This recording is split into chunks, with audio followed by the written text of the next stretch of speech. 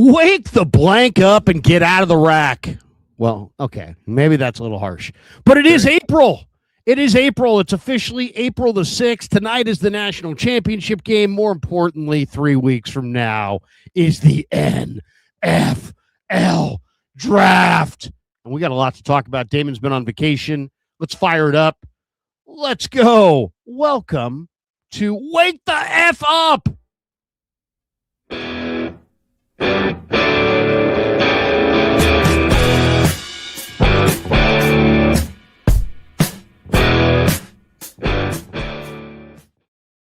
I mean, have we officially changed the name of the show? Larry, it's good to see you again. It's funny, I was sitting on the beach with Jillian in Florida. We're talking about a lot of things, a lot of different things, right? And, what we're disconnecting from over the vacation. Put your phone in the drawer. Get away from the world. Good things can happen if you do that. Lots of fun. Boys, sand, surf, Gulf of Mexico, mom, sister. It was great. It was a great little vacation. But I said, here's who I talk to the most.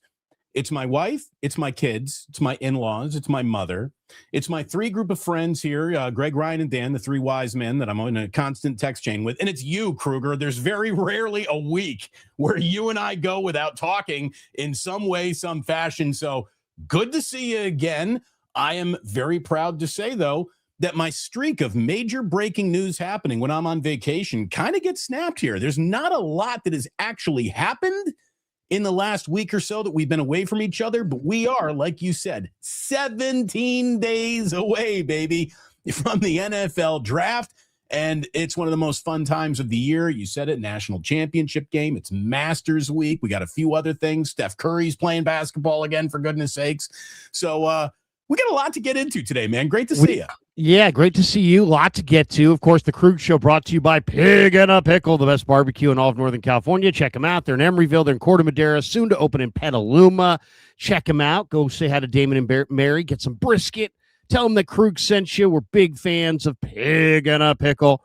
And, of course, the title sponsor of the Krug Show. Also, since we last spoke, Prize Picks is now a part of the Krug Show. The Krug Show is presented by Prize Picks, America's #1 sports picks app. Prize Picks is super simple. You just pick more or less on player stats or even game outcomes and build your lineup. It's available in most states, including this one, California. So if you haven't checked it out yet, use code HMA. And when you play $5, you're going to get $50 in lineups instantly. So we will do a lineup before we get out of here, but thanks to Prize Larry, amazingly, like we're in the same sort of media ecosphere. Prize Picks makes its debut on the Plus tomorrow officially during an 11 o'clock show. So Prize Picks all around. Thank you to my man Ike's. Go get yourself a delicious sandwich. We got some business taken care of right there. I love it. I love it. Let's just jump right in. We titled this stream, what the 49ers should do versus what they will do in the NFL draft. And I think it's interesting. You titled it on your side. Mine is miles ahead because I daydreamed about Myles Garrett when I was on vacation. I come back and I also see, Larry, there's rumors out of Cleveland. Something might be happening. So we'll get to all of it. But yes, like you said, here we go. It's draft time, baby. Well, why don't we start right there with Myles Garrett? I mean, I hit this hard about a week ago when I first saw the rumor, because I'm getting the picture that the 49ers, there's a bunch of edge rushers and they're not sure which one to take. It's a great class. Reuben Bain, Arvell Reese, Akeem Mesidor, David Bailey. Those guys are all probably going to be gone. But then the Niners may choose between Cassius Howell, Keldrick Falk, Zion Young, TJ Parker, R. Mason Thomas, Gabe Yakis, Malachi Lawrence, Danny Dennis Sutton. There's a bunch of guys. TJ Parker, like they used to say, Larry Walker. TJ Parker, Derek Moore from Michigan. There's a bunch of edge rushers. So the question is, the Niners may look at those edge rushers and go, you know what?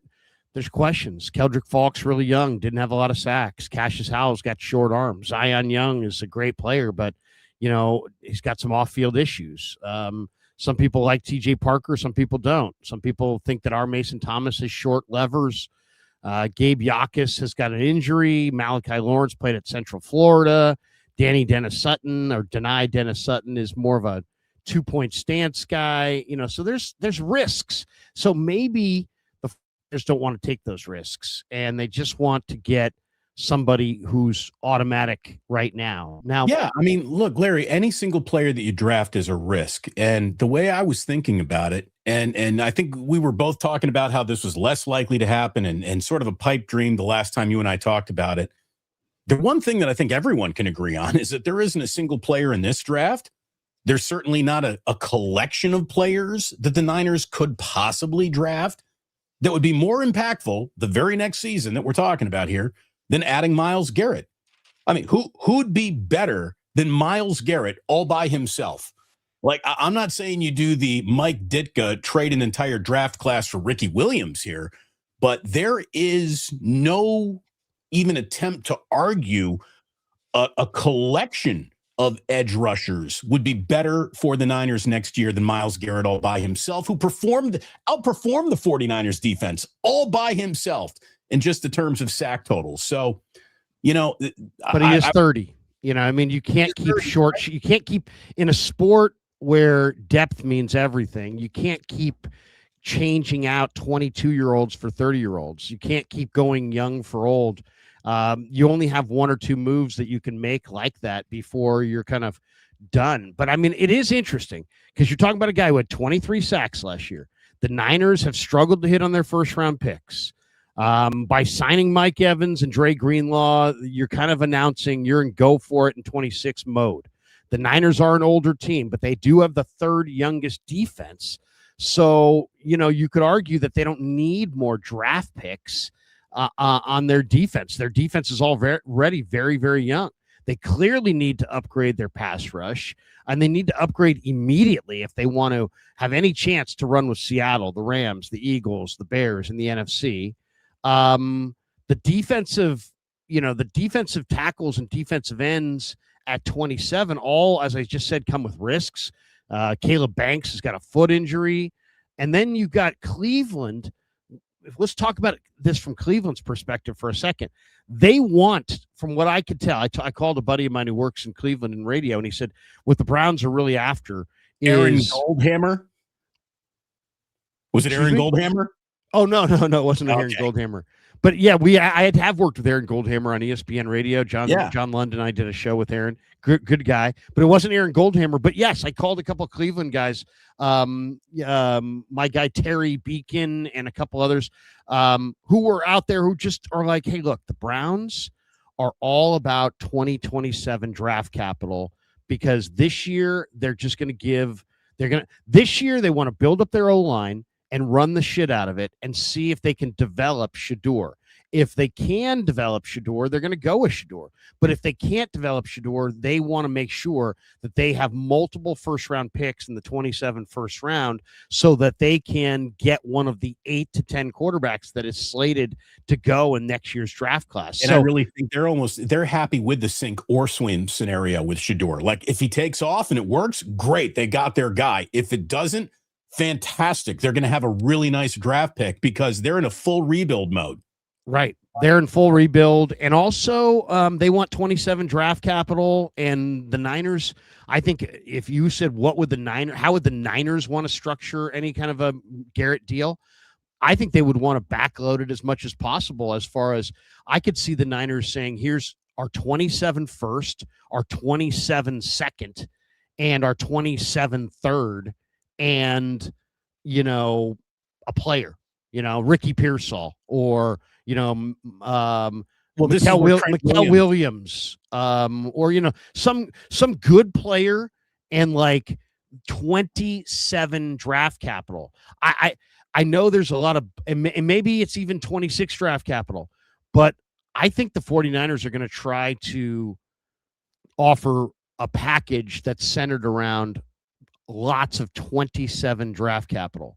And I really do believe that, the 49ers, they could sweeten their offer with Trent Williams. They could sweeten their offer with D. Winters, with Ricky Pearsall, with Brandon Ayuk, Renardo Green, Mikael Williams. There's Alfred Collins. There's any number of guys that they potentially could sweeten their deal with. The Browns want that 27 draft capital. Then you mix in the fact that you know, you've got really a lot of talk that the 49ers want to have a difference maker up front. Garrett is a difference maker. He's a sure thing. I think there's and then we didn't even mention Mac Jones. Heck, if the Niners wanted to throw Mac Jones in this trade, I mean, there's a lot of belief that Mac Jones is available as well. I don't know if that's the case, but if you wanted to, you could sweeten it with Mac Jones. So there are reasons, if you don't feel like you can handicap the draft, to trade it all for Myles Garrett. And I actually kind of do believe that, I heard Lance Zierlein the other day doing a mock draft, and he's pretty dialed in around the league. And he said, you know what, my belief from the people that I'm talking to is that Myles Garrett's not going to be a Brown. And he had the Browns taking Akeem Mesidor in the draft because he says, hey, they're going to be looking for a replacement for Myles Garrett. Well, so look, that is interesting. I mean, if you're the Browns, Damon, I mean, I'll say this, it's juicy. I mean, it is plenty juicy. And the Browns pick 6 and the Browns pick 24. And so the Browns pick 39. So the Browns already have a lot of 26 draft capital. Here's the question I would have. Is there any way that the 49ers could make a deal for Myles Garrett, Damon, without trading their 2026 one? And I actually kind of think the way the Browns situation looks right now, because they want that 27 draft capital, I think the Niners might be able to make this Myles Garrett trade without this pick in the first round. They might be able to give this year, their first, second, and third next year, and a player, or maybe even something along that line. So I think that's what the Niners are angling for. I think the Niners want to get that first and Myles Garrett. That's my guess. A second rounder this year, a player, 2 fourth rounders, and next year's first rounder. It's not out of the question. And for those of us, or for those in the chat, and I understand it. Hey, it's 17 days to the draft. We've been picking at the draft like it's, it's chicken feed. We've already picked through it so much. You guys are just looking for something new to talk about. All I'm going to tell you is Larry just talked to somebody in Cleveland, and everything since I've been home from Florida that I've been reading about this, so I didn't feel like an idiot walking off the beach and bringing this up as my first topic with us back together here, Larry. Everything coming out of Cleveland in the last 48 hours is saying that speculation is really growing. This isn't internet smoke. This is out of the Browns facility kind of rumor and innuendo that Myles Garrett, who, like we both talked about, I think 10, 12 days ago, he might have already told them, I'm done with you guys. Well, that's the other thing. They passed over. He endorsed Schwartz to be the head coach. They didn't go with Schwartz, and then Schwartz resigned. And the guy that I talked to in Cleveland, are the two people, both said, you know what? The one thing we don't know right now, we don't know if Myles Garrett has told the Browns to screw themselves and demanded a trade privately. He goes, the guy said if they hadn't signed him to the big money extension, he might have done it publicly. But the guy that I talked to believes that since they gave him, $160 million over 4 years just last year, that he probably, out of appreciation of that sum of money, would say to them, hey, look, trade me, but do it privately so that they don't lose any and all leverage. Professional about this.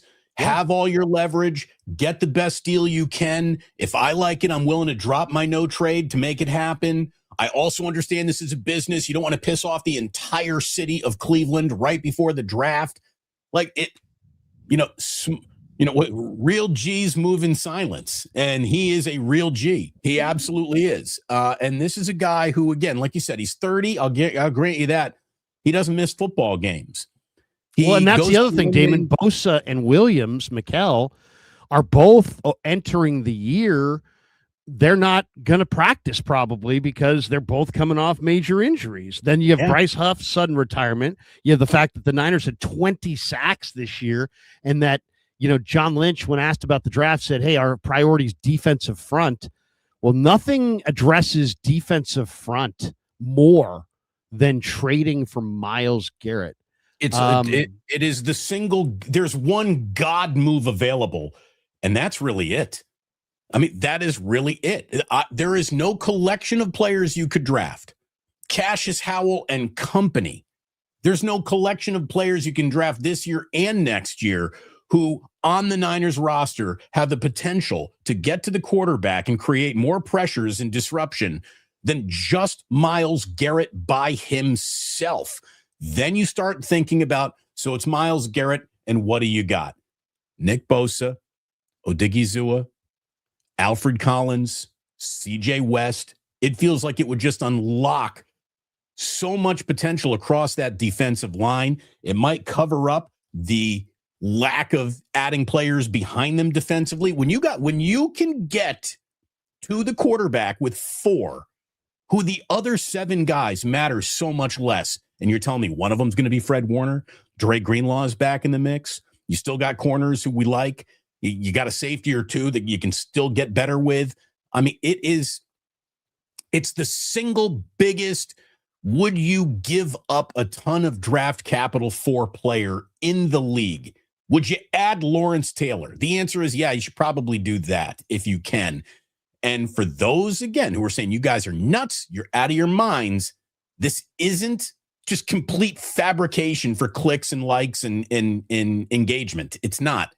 Something could be happening. And if it's not happening with the Niners, you know you don't want it to happen with? The Rams or the Seahawks, God forbid. Well, that's the thing, Damon. That right there, it's easy to look at this conversation and just go, as a Niner fan, listen to you and I and just go, hey, you know what? A little too rich for our blood. We're going to sit it out. You guys are crazy. That isolationist idea of running your franchise does not work when John Schneider is out there potentially adding Myles Garrett. If the Seahawks add Myles Garrett, that's a nightmare. If the Rams add Myles Garrett, that's a nightmare. If the Eagles or Bears add Myles Garrett, that's a nightmare.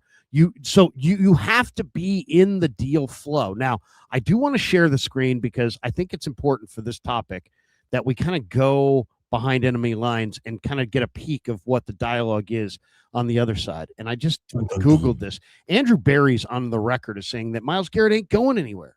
But here's a blog, and it's only cut for about 40 seconds. Here's a guy in Cleveland who's why Andrew Berry is claiming the Browns aren't trading Myles Garrett. This guy says it's fishy.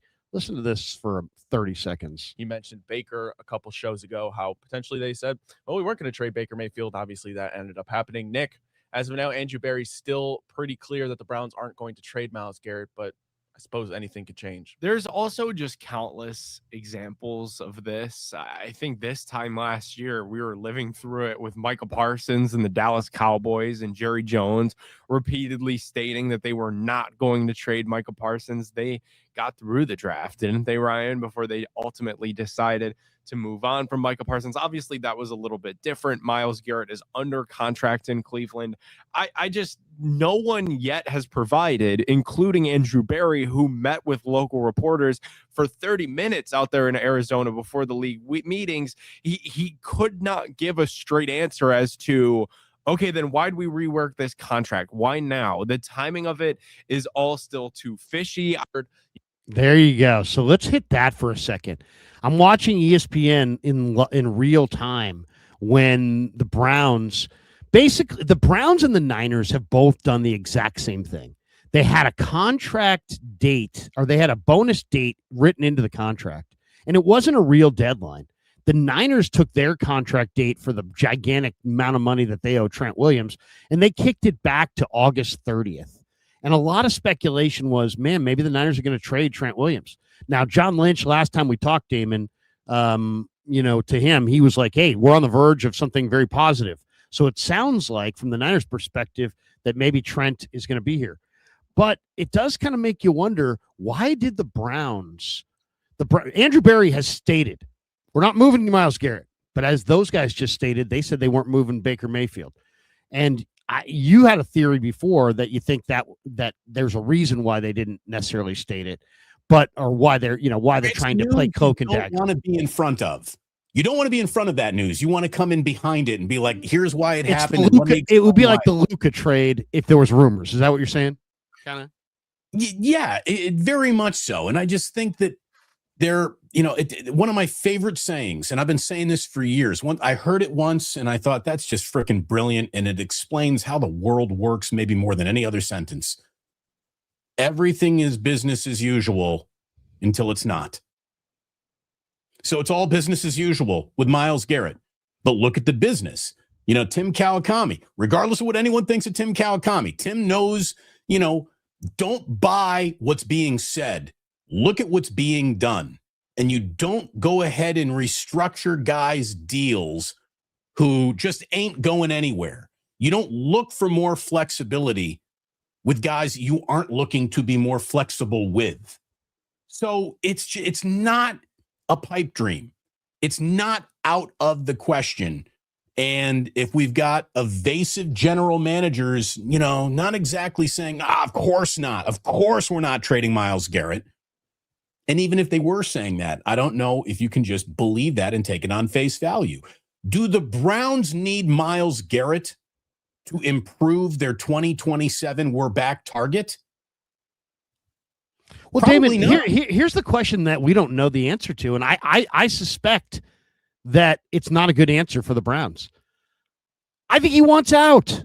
I think they're absolutely screwed. I think they've paid him $40 million a year, and he wants out. He wants out. Now, there's people in the chat. Oh, you guys are, making this stuff up. We're not making it up. We're not. First of all, we got a lot to talk about today, and this is not. I'm not rooting for this. I'm not. It's not like I'm sitting here, Myles Garrett. But if you just read the tea leaves, 49ers have struck out badly in the beginning of drafts, right? They've struck out badly. They cannot do that this year. Okay, so they have to hit. If you trade your pick for Myles Garrett, you hit. It's an automatic hit, right? Now, it might be short range. It might be short term because, he's an older player, and that might not be the good move long term. But I do believe that there's a very good chance that when the Browns went with Todd Monken over Schwartz, that Myles Garrett said, I'm done with you.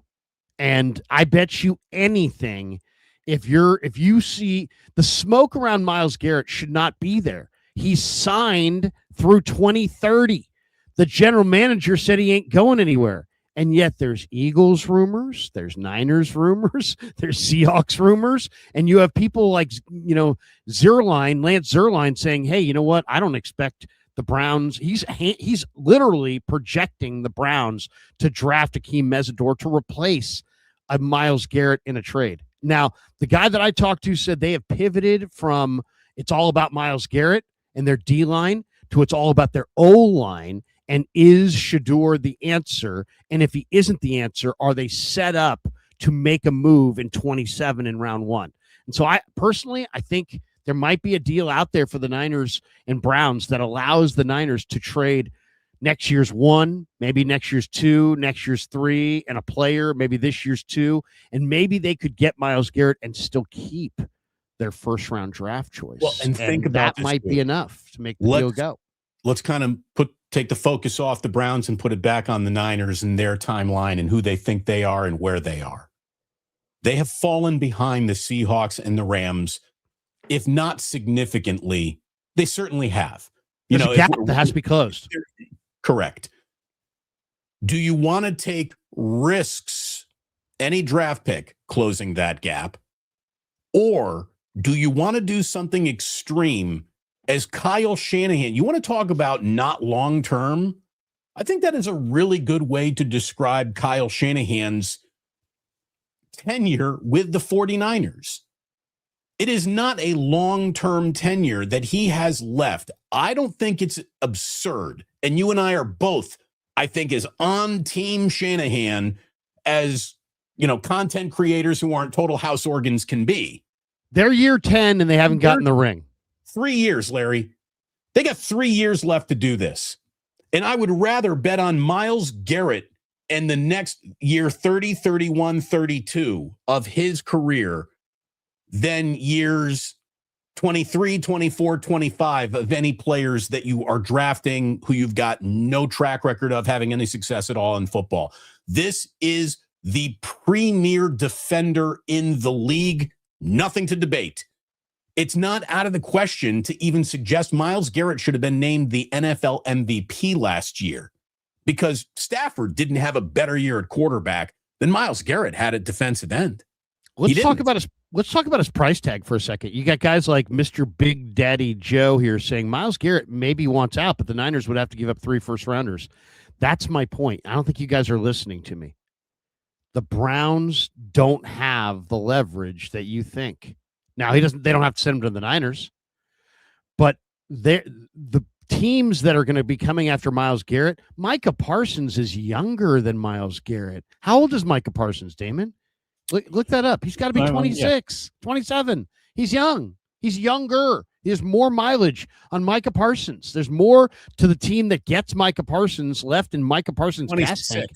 How much? 26. Yeah, he's 26. And I think Garrett's 29, maybe, or is Garrett 30? He will be 30 this upcoming season. Okay, so you got a 26-year-old versus a 30-year-old. So you got 4 football seasons is a ton. That's at least half of the deal. Pardon me, he's 30 now. He'll be 31 December 29th. Right. Okay, so Myles Garrett, as you said, guess what? I think you know what Myles Garrett is, Damon? Because you just hit on it and it jogged a thought. You're totally right. Myles Garrett's timeline as an NFL player is exactly tied to Kyle Shanahan's timeline as the head coach of the Niners.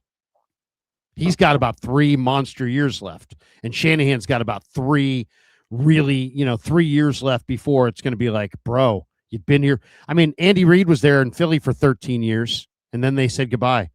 So, and he was great. They went to the Super Bowl. They won constantly. They didn't win the Super Bowl. So I would say that's probably a pretty good measuring stick for Shanahan as well. And then Jed said it. Will they even want to be here? My guess is they want to put everything they got into the next 3 years, make whatever run they can make, and then it either happens and they get another deal, or it doesn't happen and they move on. Right. But now it doesn't go. Full reset. Full reset where you strip it down beyond New coach. Yeah. New coach, new GM, new direction, new everything. Heck, who knows? Maybe even a new owner. You never know. So now you're doing clickbait. Well, you never know. The way Jed talks, we have this one too, by the way. Keeping the faith. Giants defensive tackle Dexter Lawrence has requested a trade per reports.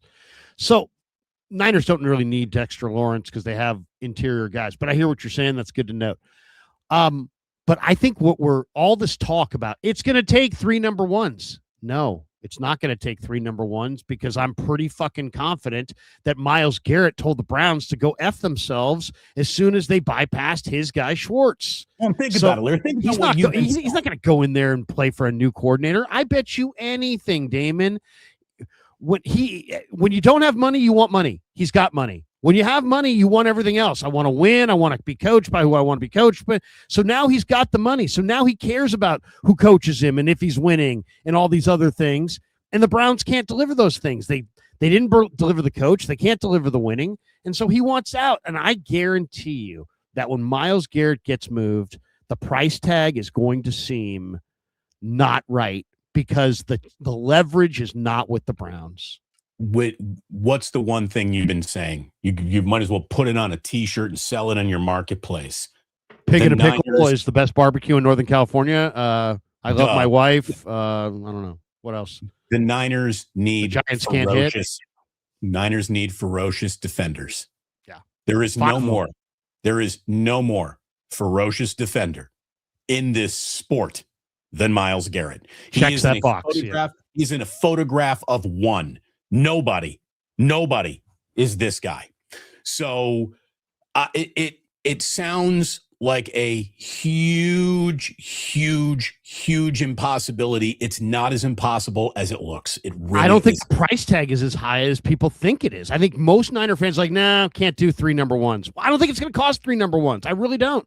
I think you can get Myles Garrett for a package over a 3-year span that doesn't include 3 number ones.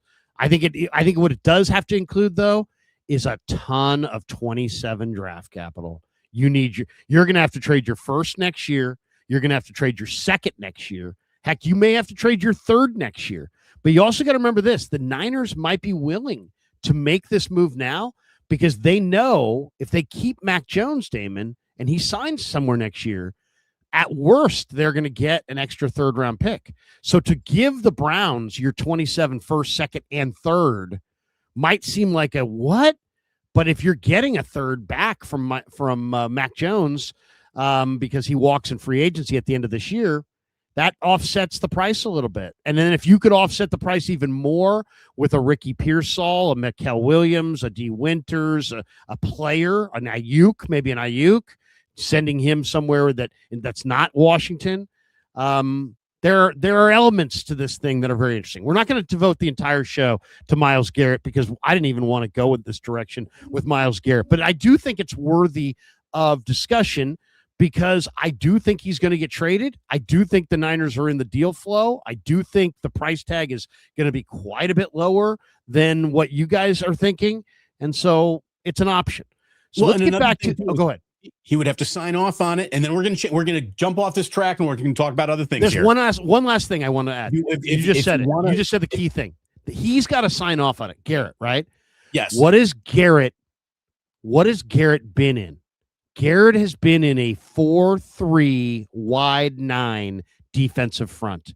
He wanted to stay with Schwartz, who runs a 4-3 wide 9 defensive front.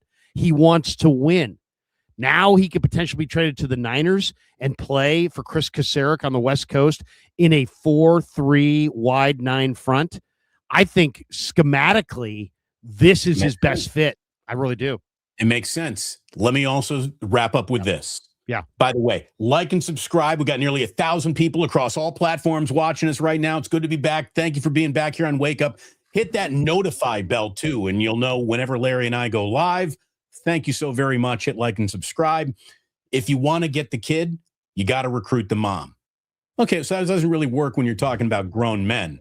So if you want the grown man, what you got to do is either get the wife or the girlfriend. And this is a good point here.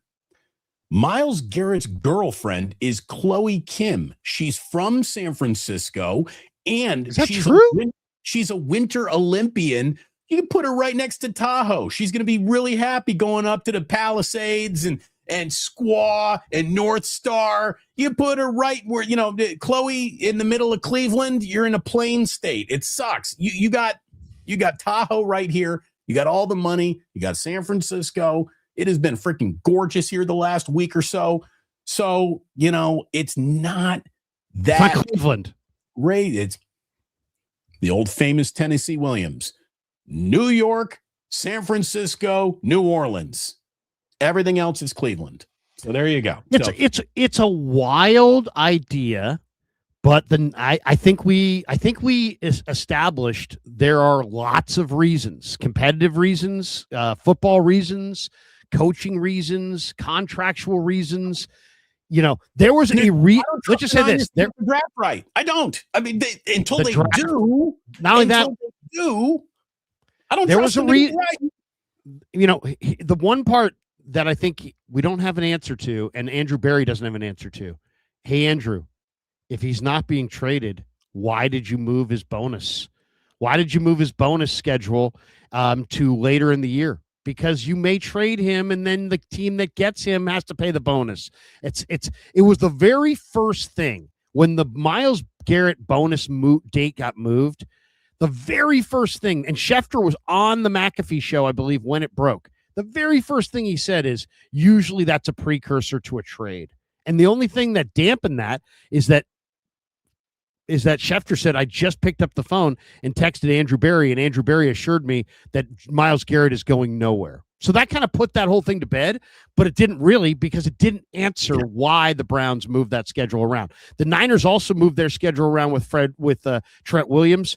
That is interesting. I can't imagine that Trent would be part of this, but you never know, because the Browns are looking for a left tackle, and Trent wants to get paid, and the Browns could pay him. There's just no question about that. So does he want to be there? I can't imagine that he does, but that would be, you want to talk blockbuster? If you traded the best offensive tackle for the best defensive end in their prime, I mean, that would be something. And a lot of people would say, well, Trent's older. Yeah, but think about it. What does Trent have left? 2-3 years. What does Myles Garrett have left? 2-3 years. You're right. Trent is older, but offensive tackles play longer than defensive ends. They actually probably, if you wanted to say their actual age is different. Trent's older, but if you look at if you judge their age by how much football they have left, I bet you Trent Williams and Myles Garrett have very, very similar amounts of football left. Well, and look, we all know that Trent wants to be on a winning team, but I think he wants that winning paycheck in guaranteed dollars more than he wants a Super Bowl ring at this point in his career. He really does. I'm not even begrudge him that. I'm not going to say he's a bad guy for wanting it that way, but everything about him says it's business first, success second. So let's see. Let's see. By the way, it's great to have everyone again like and subscribe. The other thing that happened while I was sitting on a beach in Florida is I saw that John Lynch just basically said, look, nothing to see here on the substation. Now, I would, the scientist you pay to come back with that report isn't the scientist I would trust the most. I would like somebody completely independent who wasn't depending on the Niners signing a check to come back with that information. But I also think that more than anything else, what causes the Niners to be injured is the sport of football, other than any electromagnetic situation that may or may not have any less than 1% of difference, whatever. Did you see what Mike Sando came out with in the last weekend or so? Mike Sando, who's a guy I think you and I both really, really admire his work. And he was basically saying that the 49ers injury problems are directly related more to them going into business with players with injury history more than it is any substation anything. He wasn't saying that. Mike Sando wasn't saying that. Right. It was what he was reporting. No, he had an anonymous NFL executive who was ripping the Niners saying, hey, look, they're going to sit there and complain about all these old players and hurt players, but that's what they go sign, and that's why they're hurt. But the quote is, everyone starts talking about the substation and why are we always hurt? One executive said. It's because you sign hurt players. Mike Evans is going to miss 4 to 6 games this year. Dre Greenlaw is going to miss 8. And you're going to wonder why your players are always hurt. And you look at their big free agent prizes this year. Again, Dre Greenlaw, I guess one of them. Christian Kirk has a little bit of an injury history. And again, Mike Evans, there's injury history there. So, that probably has more to do with it than anything else. Nick Bosa, unfortunately, is now one of those players. Nick Bosa was a guy who had injury history that shut him down his last year at Ohio State. George Kittle is now a name that is in front of a lot of injury reports. Hopefully Christian McCaffrey doesn't have a name that pops back on injury reports. And if he does, the whole party's over, basically, in so many ways. This is a problem. Not to bring it back to Myles Garrett. Myles Garrett's almost never hurt. Never. That guy is not. He plays through pain. He plays through everything. He had a little shoulder. He had a heel. He had a toe. He just keeps coming. All right. Enough of Myles Garrett. Myles Garrett. What should the 49ers do? Let's get back to reality here. All right. What should the 49ers do at 27? What will they do at 27? Do you have a theory as to either? What do you have a strong belief in what they should do? Do you have a strong belief of what they will do? I have not changed. I have not wavered. There's no new information from over the weekend that makes me think something is different here than going with Max Ihenacher if he is there at 27. And if he is not there, Cassius Howell, I think, is the other name. All of the wide receiver attachment at 27 to the Niners, I understand why it's there. I like Concepcion.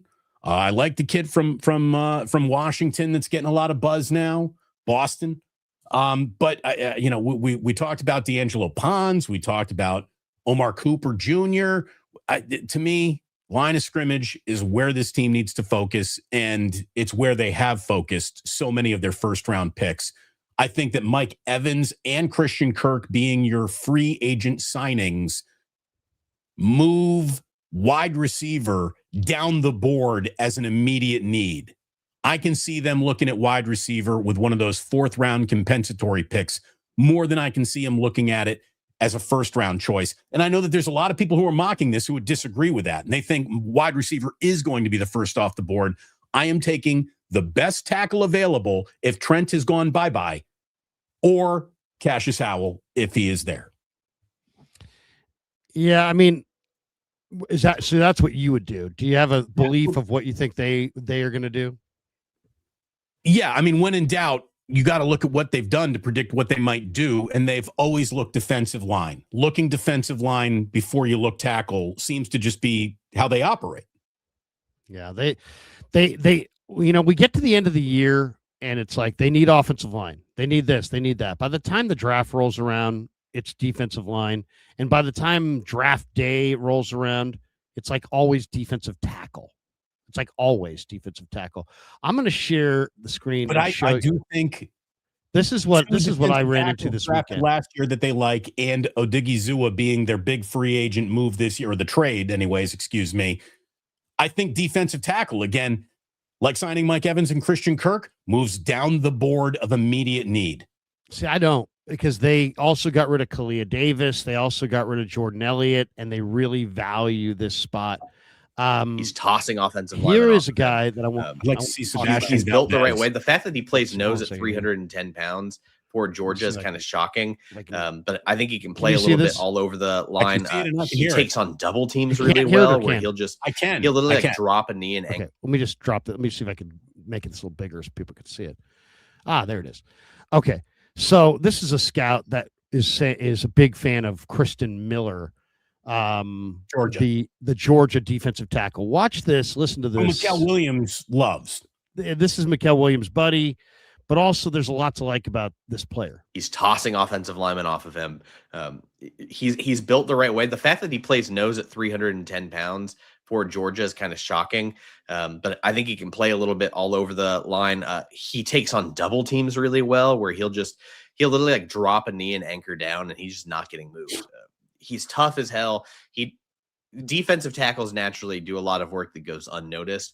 But for Christian Miller, I think it's that he's able to do that with such tenacity and high effort. It's why I've fallen in love with him as one of my favorite prospects in this draft class, and why I think he deserves to be a first rounder, even if he ends up going day 2. He's tossing. Yeah, there's a lot of talk about Kristen Miller going day 2. Now, let me give you my quick thought on this. I think this is the guy the Niners want. And I just, this is just a hunch. I don't have a source on this. Nobody's saying anything about the Niners drafting Kristen Miller, but he is good buddies with Mykel. Lynch was at his pro day in Athens. Lynch did say defensive front when he was asked about the Niners' top draft priority. I think the 49ers are going to go heavy on the defensive front. And I was like, the same reason I don't think they're going wide receiver or offensive line. I think they're going defensive line. I really do. I think they're going defensive tackle here with Miller. And then I think they're coming back in round 2 with an edge, Derek Moore, Dennis Sutton, Malachi Lawrence, something like that. And I think this is the way they're going to go. John Lynch was in Athens. He was either there for CJ Allen, who he could have been there for the linebacker, but my guess is that he's here for this guy who Mykel loves, who is a great run defender, who's got big time talent. He's healthy. They lost Kalia. They didn't lose these guys. They kissed them off. They voluntarily said goodbye to Jordan Elliott, Kalia Davis. They want to change their front. The backup, like if you get Ian Acher and he doesn't play guard, he won't play this year. He literally won't play. If you get a guy like Kristen Miller, if you Trent is gone, well, yeah, Trent's gone. But if Kristen, but I mean that the guy played right tackle, and he's a tackle. Okay, if Trent's gone, he'll start. If Trent's not gone, he won't play, and he won't play. It's not like he's not going to play much unless he can play guard. He won't play at all. So that's something that I think the Niners are not going to do. I don't think they're going to draft a player who does not play this year. If they draft Kristen Miller is going to play. He may start, but he's definitely going to play because you play your defensive line in a rotation. So the Niners in the history of the Niners, I've been watching them. They always draft defensive tackles. Dennis Brown, Ted Washington, Dana Stubblefield, every different regimes. They always go defensive tackle. They just drafted 2 last year. But you know what? You play 5, and they only really have 2. So I don't think they're good. I mean, what are they? They have 3 now. They have 3. They have Osa, but I could see them going Kristen Miller. I really do. It just seems why, because the Niners they don't want bad guys. They don't want soft guys. They want healthy guys. They want guys who are athletic. This guy checks the boxes. He's a good guy. He's super athletic. He's healthy. He plays. He's great against the run. He's got upside against the pass. He's really tight with Mikael Williams, who's going to be a key figure on their defensive front, you would think as well. I just think tackle, a difference-making interior tackle that plays in a rotation up front, who you can use in a bunch of ways, and then an edge in round 2. We'll see. If you said to me, what do I think they're going to do? I think that's what they're going to do. Now, well, just getting back to that Georgia Pro Day, I think that there are 2 4th-rounders there that John Lynch might have been looking at too. Tight end Oscar Delp being one of them, maybe, and Zachariah Branch or Dylan Bell being one of those 4th-round playmaking kind of gadget guys that Shanahan loves. I mean, I don't think you would get on a plane to go out there for your 4th-round pick, but I do think that you might consider going out there if you were going to take Kristen Miller in the 1st round, or C.J. Allen in the 1st round, and come back with another Georgia guy later. And there's a bunch of guys. Georgia's got a ton of guys. I mean, it's a Georgia Pro Day. You're going out there for a lot of reasons, right? I Right. mean, that's just. But I mean, I don't. Pipeline you keep open. Yeah, there were other pro days he could have gone to. And typically teams do like to go to the pro day if they're 1st-round draft choice. So we'll see. But that's my theory. If you said, what do you think they're going to do? I think they're going to stay at that spot and take Kristen Miller. Your camera just knocked out there, Larry. Yeah. I think trading back is also very much a possibility. I really do. I think trading back is something that could absolutely happen. I also saw today on ESPN, as they're going through all right, let's get nuts with what could really happen in terms of trading. ESPN says if this draft board comes to the Niners, they might trade up with the Eagles, is the argument of this article. The Niners would trade up to 23. The Eagles would get 27, and then 2 of those 4th-rounders, 127 and 133. And the write-up on this is the Niners are in a unique spot. They don't have a 3rd-round pick after trading for Osa Odigizua. John Lynch's team has 4 4th-round picks, all between 127 and 139. I'd expect the 49ers to use some of those picks while they jump around the first 3 rounds of this draft, either to move up or as a package to get back into the 3rd round. In this scenario, they're trying to jump teams that they're thinking about with edge talents and wide receivers. The Eagles aren't in the market for a wideout yet, but the Browns, Bears, and Bills could at least look forward to an option at wide receiver. The 49ers are thinking about moving on from Brandon Ayuk. A.J. Brown could be in play if the Eagles move him. And they're saying that the Niners moving up to 23 and taking Denzel Boston out of Washington is what they're predicting here. Again, I don't know if I buy it, but this is what ESPN cranked out today. I mean, that I would not be in favor of that. I would not. No, I'm not trading up for Denzel Boston. I don't even like this. Denzel Would be Boston. so Niners if they did this. They almost traded up last year for Mikael Williams. They fall in love with 1 or 2 players and then they trade up to get those guys. I hope that's not the case. Now, are they saying? I think that's interesting. So the Niners would trade up with the Eagles, and they're saying A.J. Brown could be traded, but they're not saying that A.J. Brown would be part of the trade. No. Because I could see the 49ers, if they were going to add a receiver, since they're trying to win now, I could see them trading. I could see them adding an A.J. Brown. I mean, he's a win-now player. If you're trying to win now, do you really want young receivers? If you're trying to win now, do you really want Denzel Boston or do you want AJ Brown? You know what I mean? I also don't believe, I think that's a smokescreen. I think if the 49ers traded from 27 to 23, it would be because Venga Owani fell. I don't believe the guard from Penn State, who's, he could go anywhere from 14 to the Ravens to 22 to the Chargers. I don't see the Niners trading up in any scenario, Larry. I don't either. I mean, I would be very disappointed if they have. Why? Because they are shitty at trading up for guys. Go look at the guys that they've traded up for.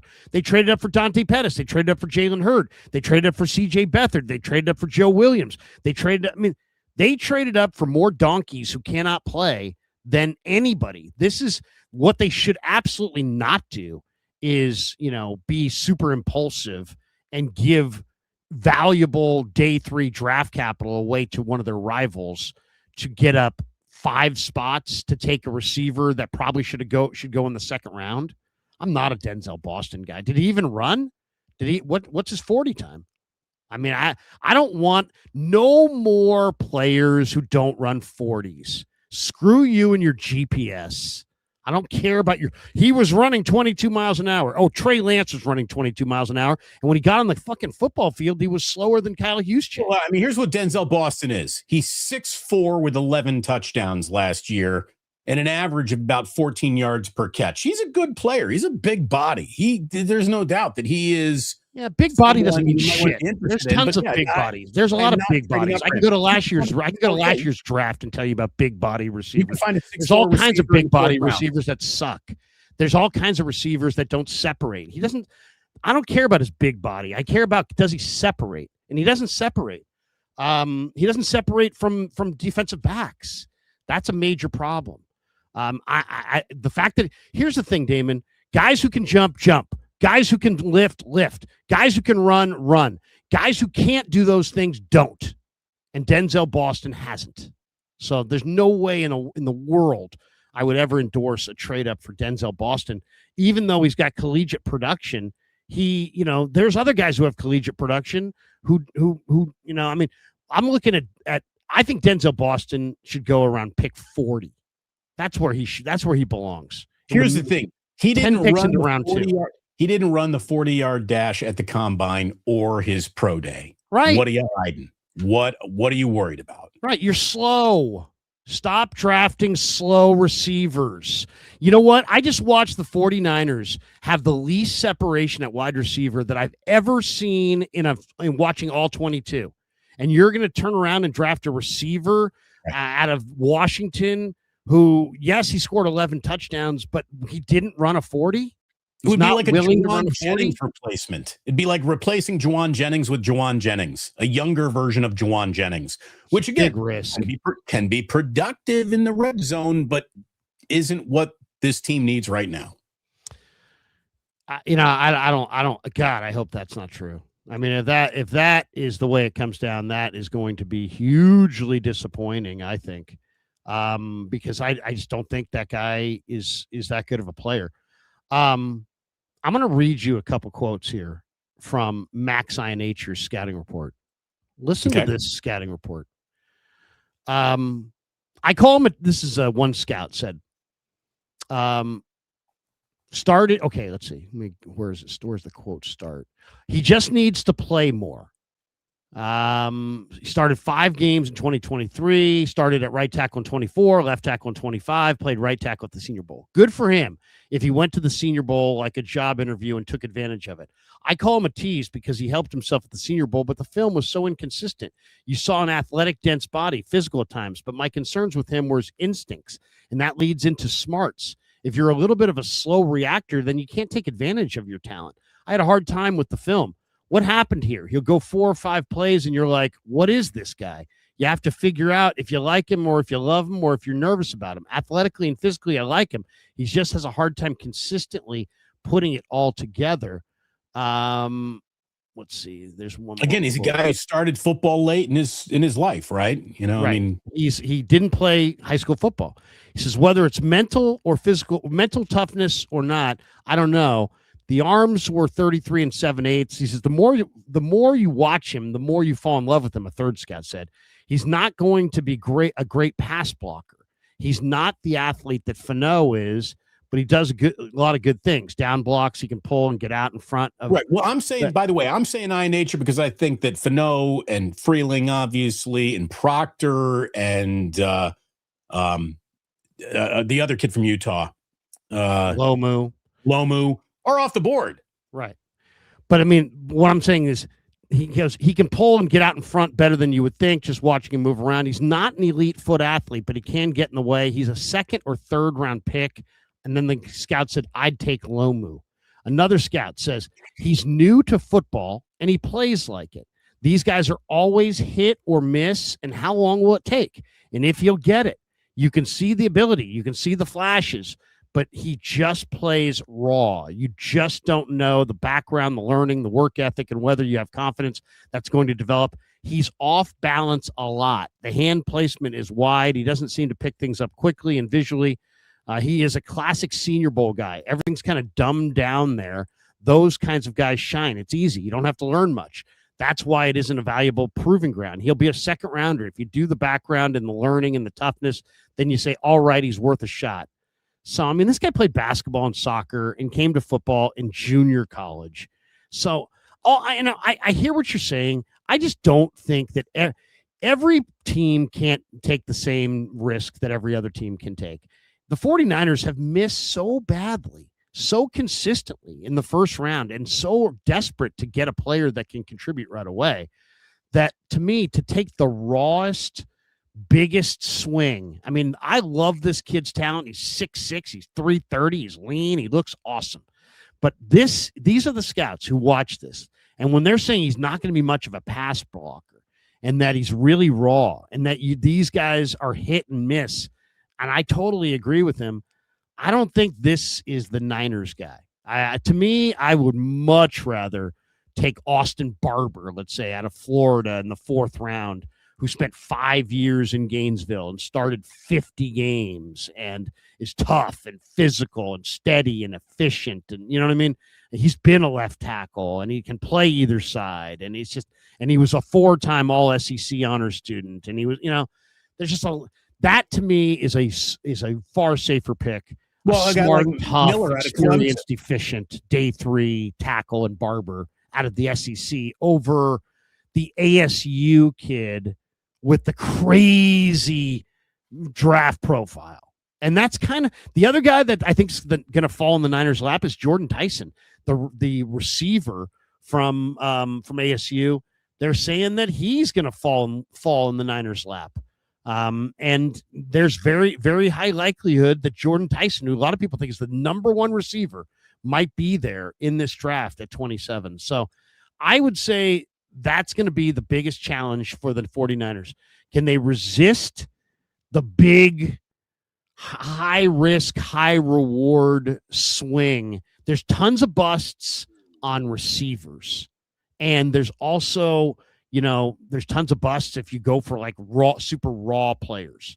And the Niners could be staring at literally the best receiver with flaws whose scouting reports look ugly at times, and then the best offensive line prospect who is a major risk. And I just think they need to go a little bit safer, a little bit more conservative. If it was up to me, I'd rather trade back and take D'Angelo Pons and have a for sure great player who might be an inch or two short than, a guy who might be the best tackle we've ever seen. Or he also could be just a total bum. Right. Out of the league in 3 years because he didn't figure it out. Right. It's just, I agree. Like the Eagles, I think could take that risk because they have Jordan Mailata. They have Lane Johnson. They don't need anybody right now. The 49ers, I don't think they can take that level of a risk. Well, then let's get past risky draft guys, even though the draft is in 17 days and we love talking draft here. There are 3 free agents that are still on the board that have been connected with the 49ers. 2 of them address defensive line, and one of them is Deebo Samuel. I think we're both out on the concept of Deebo, so we don't even really need to go over that. Jadeveon Clowney or Joey Bosa. You got to spend maybe about $10 million to bring in one of those guys. Maybe 8, maybe 9. I don't know. Clowney or Bosa, who would you be more interested in having? I mean, I do like them both. I mean, Clowney has never been your prototypical edge rusher. No, You know, he He's the rushes off the versatile A guy. gap. He he's can be the guy everywhere. He can plug and play anywhere. Yeah, but he doesn't typically. He's not that body lean guy. He's never quite had that. But he's also been very, very effective blitzing all over the place and rushing from all over the place. So, and he's coming off a good year, and obviously It's funny. He's oddly stuck between decent production and underwhelming career based on the reputation coming out of college. I don't want to. I'll say this: I don't want to take a chance on any more veterans off other teams that I don't know their work ethic and I don't know their passion. I know what Joey Bosa's about. I know Joey Bosa's a technician. I know he's going to play super hard. He's going to be in great shape. And his motor revs hot. He had 6 forced fumbles last year. Where Jadeveon Clowney has had some down years. He's had some teams. I'm always worried. It's like the Steve Wilkes football card. It's like Steve Wilkes. When I looked at his coaching resume, I was like, oh my God.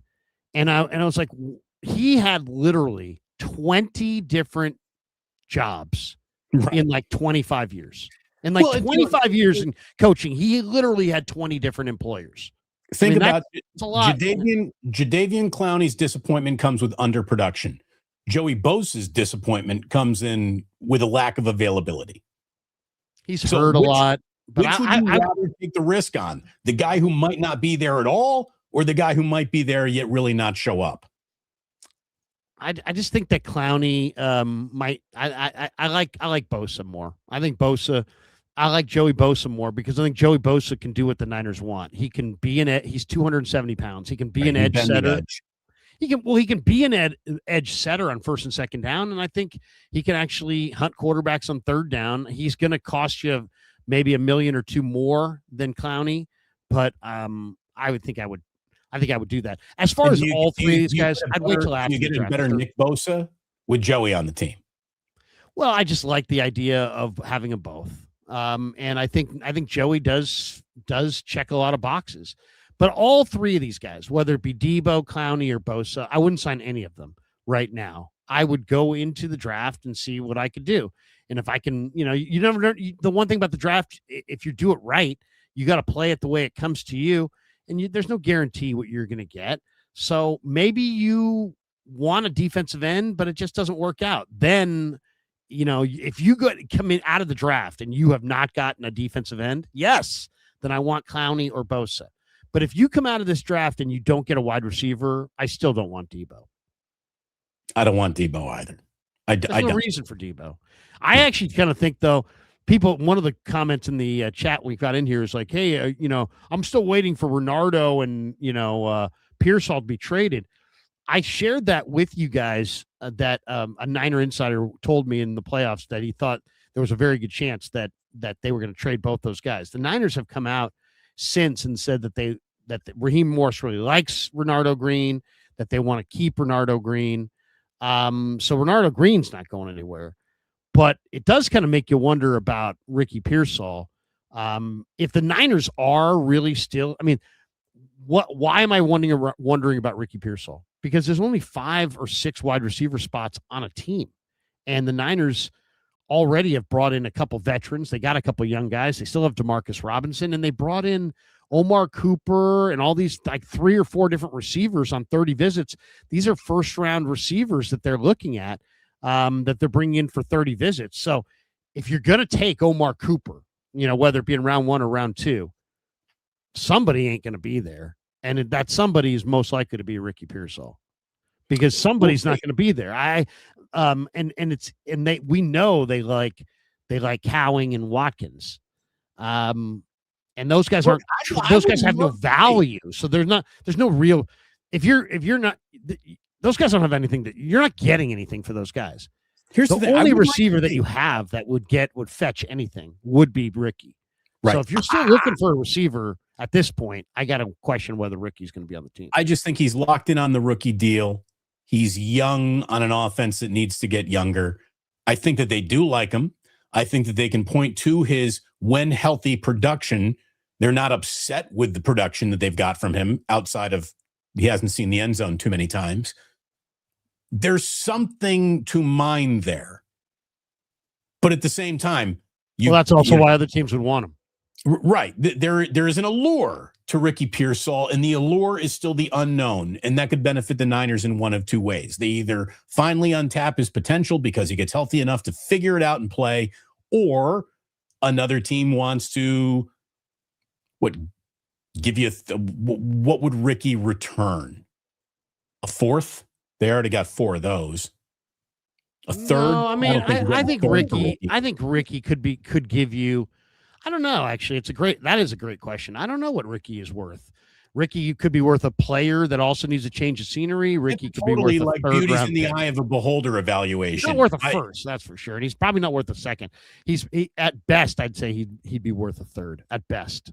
Oh, I mean, I think that would look at it this way. If you're going to give me a third for Ricky Pearsall, I'll do that trade today. I think a third is out of the question for Ricky. Probably, yeah. Well, see that makes no sense. Then there's why is he such a why are people always so bent about trading him if all he's worth is a third round pick? Well, I think I'll say this. I also think we haven't got to it yet, but I think the Ayuk thing is very interesting. If you said, what do you think the Niners get for Ayuk? I really believe that they could get Luke McCaffrey. And then there's another reason to move a receiver. If you acquire a receiver for Ayuk, I mean, we're just assuming Ayuk's got the door, but if they wind up getting a receiver for Ayuk, like McCaffrey, well, let me ask you this. I think I saw a headline. I didn't really click on it when I was on vacation, but did Jed York leave a door open for a possible Ayuk return? That just feels far-fetched to me. Like, if that guy could come back this year and he wasn't there to come back in the playoffs last year, how could you ever trust him ever again? Damon, it's all about trade posturing. I mean, like, he basically said they asked him a question and he was like, yeah, we still. He's like, he said, like, look, he's a good player and we love him. It's obvious. It's just a lie. It's lying season. And okay. And Jed just said, like, hey, he could be here. I think that's just their way of. That's just, first of all, Jed is not. He's not. He's somewhat disconnected from that. But I personally just think that that was there there's no proof doubt. of the disconnect? By the way, did Jed think that John Lynch tampered by talking about Christian Kirk not having realized that trade had been consummated? Did that happen? No, Jed just referenced that he didn't know about Christian Kirk. Okay, why should he? Why should Jed know about Christian Kirk? I mean, this is the part of why I bang on Joe Lacob. Joe Lacob would have known about Christian Kirk, but that's his detriment. That's his downfall. Right. That's why his team sucks, because he wants to be Jerry Jones. Where Jed is a better owner. Jed's not going to sit there and try to be. Jed's not going to try to draft guys in the 4th round. Jed's not going to sit there and be like, I'm a businessman, but I know football. No, but see, Joe is going to be like, I am a basketball guy, but I'm this basketball. I'm a businessman, but I'm a basketball nerd. So I'm just going to force myself and my kids to have a say in basketball things by firing all the actual credible basketball people. Sort of like go back onto how we got here and maybe the evolution of Jed, and a good early failure in his career was maybe one of the better things that happened to the Niners on the field. Was Jed was solely responsible for like getting emotionally excited about Mike Singletary and basically hired him in a locker room. I love you, Mike. You're our guy now. And then that just fell as flat on its face as humanly possible. And I think that was sort of the Jesus that Jed needed to meet for him to be like, even though I went to Notre Dame and I think I know football, I really don't know what the hell I'm doing here. And I'm just going to get out of it. Sided with Balky over Harbaugh. Right. I mean, what the hell? I mean, come on. Who nobody in football would have done that, but Jed's out of the football decision-making game. Jed doesn't want to draft. Jed doesn't dream of making fourth-round picks where Joe Lacob has his own board of second-round picks. Exactly. You know what I mean? So, that's the difference. Joe. By the way, we got a couple of other things that aren't Niners related to talk about here. I would like to talk to you about just a little bit, Larry. So do you want to get into some supers here? You want to go through those, or have you got one more Niner thing that you want to put on the table before we get off them today? Well, let me see if I have one more Niner thing. Let me give you one more Niner thing, basically. It was good to see George Kittle rehabbing. He was up on a treadmill, one of those, lifts your weight. So he's not putting his full body weight on that Achilles, but George was really, starting to rehab that Achilles on a treadmill. I shared that on a YouTube short over the weekend. So that's some good news. I don't think we're going to see George in any significant role this entire upcoming season. But who knows? Medicine and science get faster by the day. They really do. So we'll see what, if George Kittle couldn't make a late December, early January, hey, I'm here if the season is going really, really well appearance. That's another question. It's like, what do you do at tight end? I mean, to me, I think, you've got to pretend that George. I mean, Brock Purdy, you don't have JJ, you don't have Kittle. I mean, you're not going to be good if Brock Purdy has no weapons. So you can't just say, well, we got Tonjes. Brock needs a tight end. Brock hunts tight ends. He's got to have a tight end. So there's no question that tight end is going to be a need. And, they got a bunch of needs. I mean, that's the other thing, too. The 49ers have more needs than they have picks to fill those needs.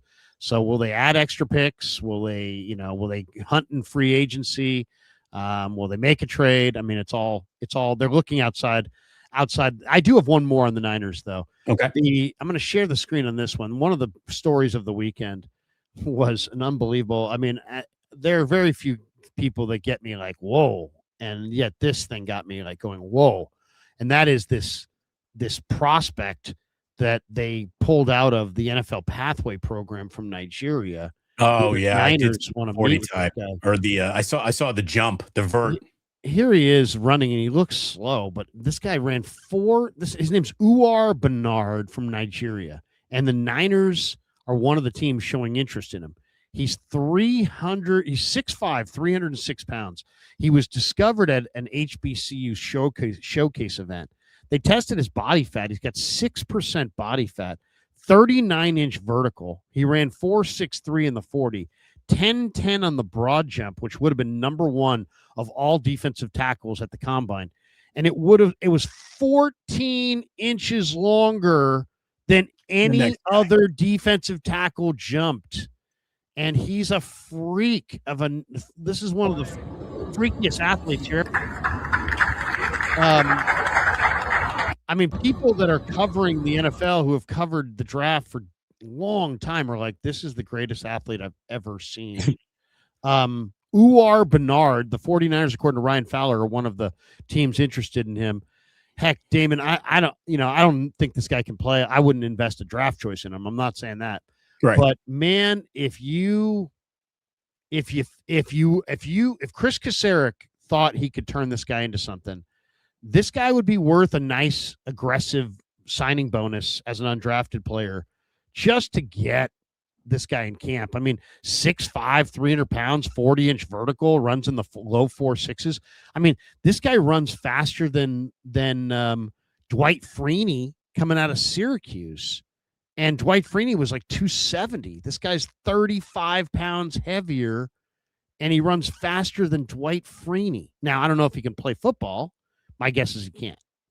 My guess is he probably can't play dead. I mean, look, coach up Sebastian Valdez better before you reinvest in a total raw thing of clay. But the raw mound of clay sure is impressive. I mean, it's a once in a lifetime mound of clay. I mean, it does make you kind of wonder what, and by the way, we mentioned this before, but we might as well share the screen because it looks like it's becoming kind of a big deal here. But Schefter is reporting this morning that here we Dexter go. Lawrence. ESPN sources, Giants All-Pro defensive tackle has requested a trade, that he will not be participating in the OTAs that opened Tuesday, and the Giants have been through 2 off seasons attempting to negotiate a contract reflecting his value to the Giants over the last 3 years. There hasn't been any progress, according to sources. This is interesting. I wouldn't even begin to know what the market for Dexter Lawrence would be, but he's a tremendous defensive tackle. Can It rush just the feels passer. like that. It's such a not John Harbaugh move, right? I mean, what John Harbaugh values defense. He values defensive linemen. I mean, Matabuke is one of the better players in Baltimore, and he's kind of in the same realm as Lawrence. Lawrence probably better. I mean, look, how about this? There's gonna be a lot of people standing in that Dexter Lawrence line if he's really up for trade. I mean, lots of people are going to want him. I'm a little surprised that he wants out, considering they just hired John Harbaugh, and it makes you think, this guy doesn't want to be there for that. He wants out now. I mean, you're going to play for Joe Shane and Dable, but now you get Harbaugh there, and you're like, hey, get me the hell out of here. That seems a little odd, does it not? That he would be like so eager to leave now. Yeah, it feels like for the first time, legitimately, the New York Giants have an upward arrow, right? What is it out of the question to think that the Giants can flirt with a playoff spot? If Washington doesn't come on, if Dallas is just Dallas again, you're dealing with the Eagles and maybe the Giants in the NFC East. So the timing on all of that feels very, very odd. Again, this is also, it's call my bluff year. It's call my bluff season. He's not coming to training camp. Well, we better get some shit done then. Maybe the Giants do, maybe they don't. I think that there's a better chance they renegotiate with Dexter Lawrence than move him, right? That'd be a silly move. Doesn't seem like they're going to move him, but you never know. I mean, this is a team that said goodbye to Saquon Barkley and watched him go to the Eagles when their owner was like, hey, just whatever you do, please. Don't trade him to the Eagles. As long as he's not an Eagle, I'll be really happy. And then, of course, 48 hours later, he's an Eagle. And unbelievably, Joe Shane is still the general manager there. Right. And Barkley has one of the single greatest running back years in the history of the position. This is Chase Sr. who's put this out. Jordan Tyson is the perfect 49er draft target if he falls. Torn ACL, MCL, PCL, and multiple hamstring injuries. So that's the other kind of wild card in this draft as it gets closer. Was he being sarcastic there? No. See, Jordan Tyson, the Arizona State wide receiver, who was 4th in the nation in yards per catch as a freshman at Colorado, and then is obviously in this draft, is falling down the draft boards. Another guy that hasn't run a 40 time, but he runs well. I mean, you can tell he runs well. But Damon, this guy's interesting. He tore his ACL at Colorado. One scout said he's really good. Somebody needs a receiver. You're going to look hard at him. I'd say he goes between 20 and 30. He blocks. He can run routes. He has great hands. He's just a competitor. He's fast. He can hit home runs. He's the whole package. All right. But he did break his collarbone in 2024. Sat out 3 games last year with a hammy. Still hasn't worked out for scouts. A second scout said he's the best receiver in the entire draft. His Achilles heel is his durability. He had something every year. He's not soft. It's legit injuries. At minimum, talent-wise, he's a number 2 wide receiver. He's a starter. He has it all. Size, athleticism, hands, route run detail, run after the catch. He's fast enough. I don't think he has – third scout says, I don't think he has first-round traits. He's got adequate size and speed, adequate speed. He'll catch the heck out of the ball. There were times he would disappear. Then all of a sudden, him and Sam Levitt would get together. They'd go boom, boom, boom and score, but there's nothing about him that's exceptional. Again, I go right back to the Sandos story about if you're wondering why the Niners are injured is because they sign or draft too many players with injury history. Well, this guy, but here's the question. Red flag, Larry. Red flag. Would you draft a receiver who was considered the top receiver, who's coming out of ASU 2 years after you took Ricky Pearsall out of ASU, and he hasn't really done much for you. This is another scout. He says, by the way, your video's down, Larry. Okay, I'm having some tech issues. There we go. There you go. Nope, that's not. Nope. That ain't it, right? It's like a second angle. There we go. Am I getting another angle? Wait a second. Nope. I guess I'm gonna have to go with this angle. Something happened here in my camera. Let's see. Double check this real quick. I don't know why I've some. Oh, there it is. Okay. There we go.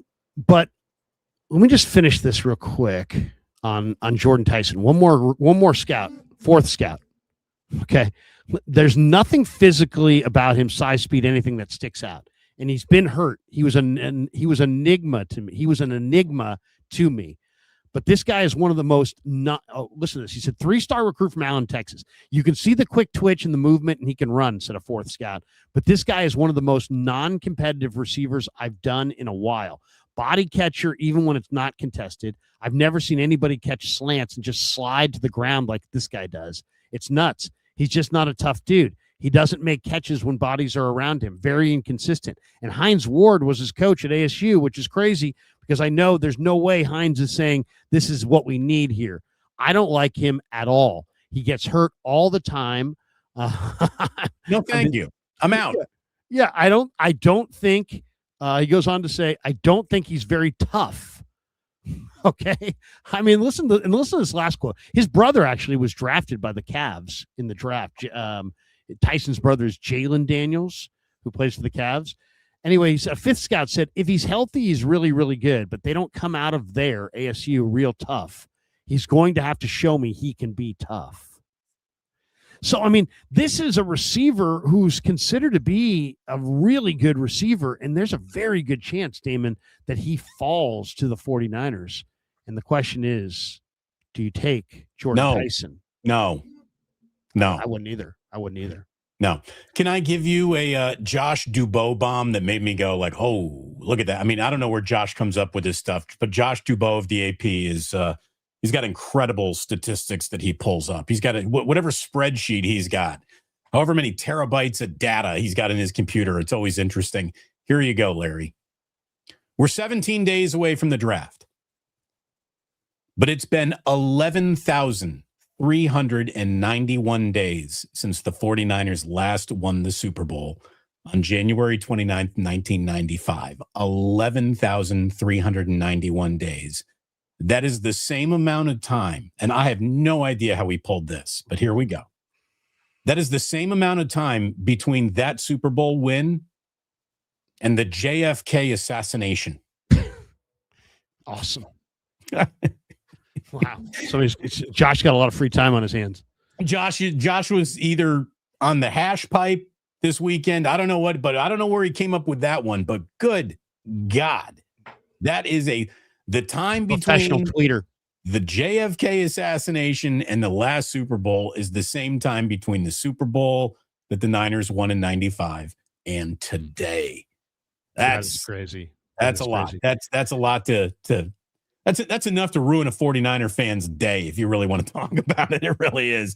Larry, let's get to some of these supers and then we'll get into the couple other things that are sort of going on. Before we're going to get into the supers, let's jump into our what happened? One more thing. What's that? Do what you got to do. Yeah. Oh, yeah. We let's jump into our Prize Picks lineup for today. Prize Picks is America's #1 sports picks app, and the reason that I like it is really it's simple. You're just picking more or less on player stats or even game outcomes, building your lineup, and you're in. No complicated stuff. Just what you think is going to happen in the game. Use code HMA, play $5, and get $50 in lineups instantly. Link is in the description. All right. Let's get into it. All right. Let me get this on the board. Hold on just a second. We're going to move stuff around here. We're going to change the screen here. Good luck. Yeah, seriously. Hold on a second. I got to pick the Prize Picks. Okay, hold on a second. Give me a sec. This is the first time I'm doing the Prize Picks lineup. I'm starting tomorrow, so I'm going to use this as my crash course here, Larry. You better get it right. I know. Okay, first I need to go to the overlay. Okay, let me go to my overlays. Hold on. You think I would be good at this after a while? Okay, here is the overlay. You'd at least hope. There's the overlay. And that's what not the hell's going on there? There's a lot going on there, but okay, I can move my hold head on, hold on. I can move my head into this box, maybe. Here we go. Okay, so wait a second. No. Here we go. Hold on. Hi there. We're changing the layout. Now we got us in the corner. Oh, okay. There we go. Now we're in the corner. Nobody puts Damon and Larry in the corner. Okay. Now I got to share the screen. Hold on this. Share the screen. Let me get my Prize Picks thing in there. It's Boom. Smooth production value that people keep coming back for. That's what I would have told. Right. There you go. Well, I told Kev, I said, hey, you're going to have me do this. Okay. So we shared the screen and let's see. Okay. Give me an over on Kyle Schwarber.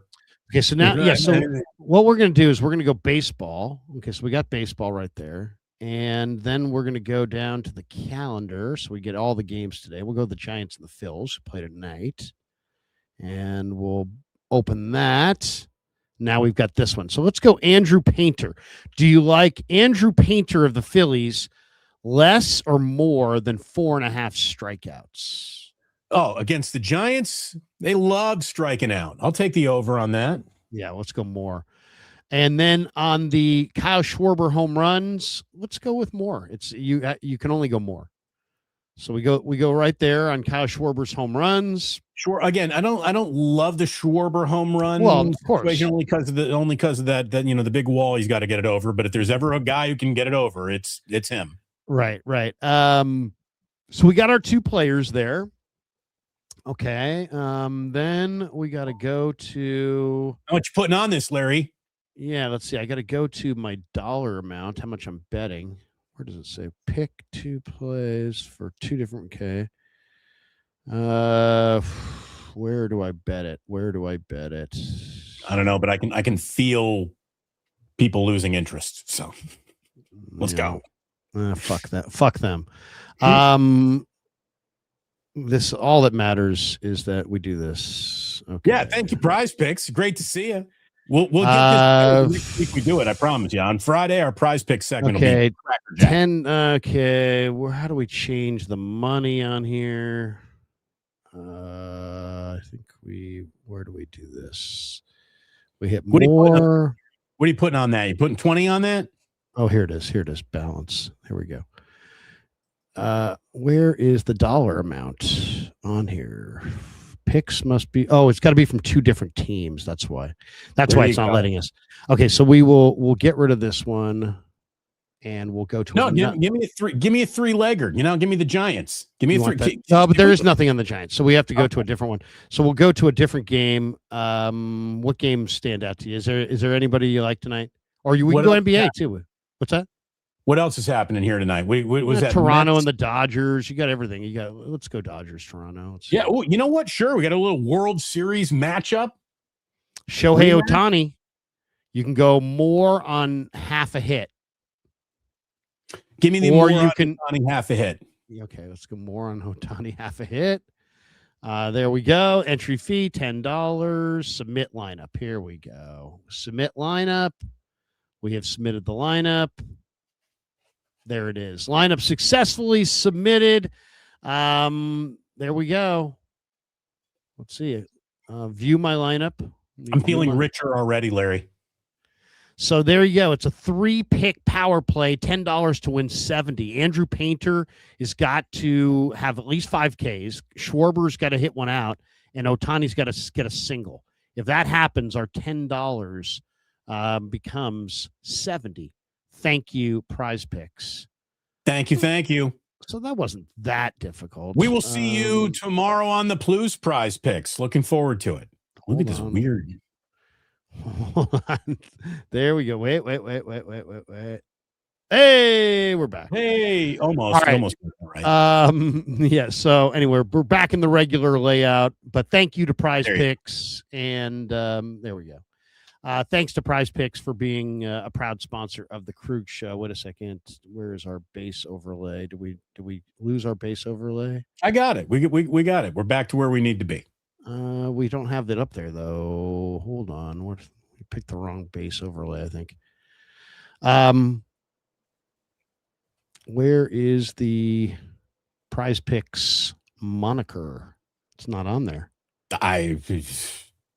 Do we not have one for Krug and Bruce? Maybe we don't have one for Krug and Bruce yet. I don't think we've got one yet. Again, this is all brand new, Larry. All brand new. But thank you to Prize Friday. Picks, and I'm sure Prize Picks is going to look at this and be like, "What the heck are we doing?" We're really glad we added these yin yang.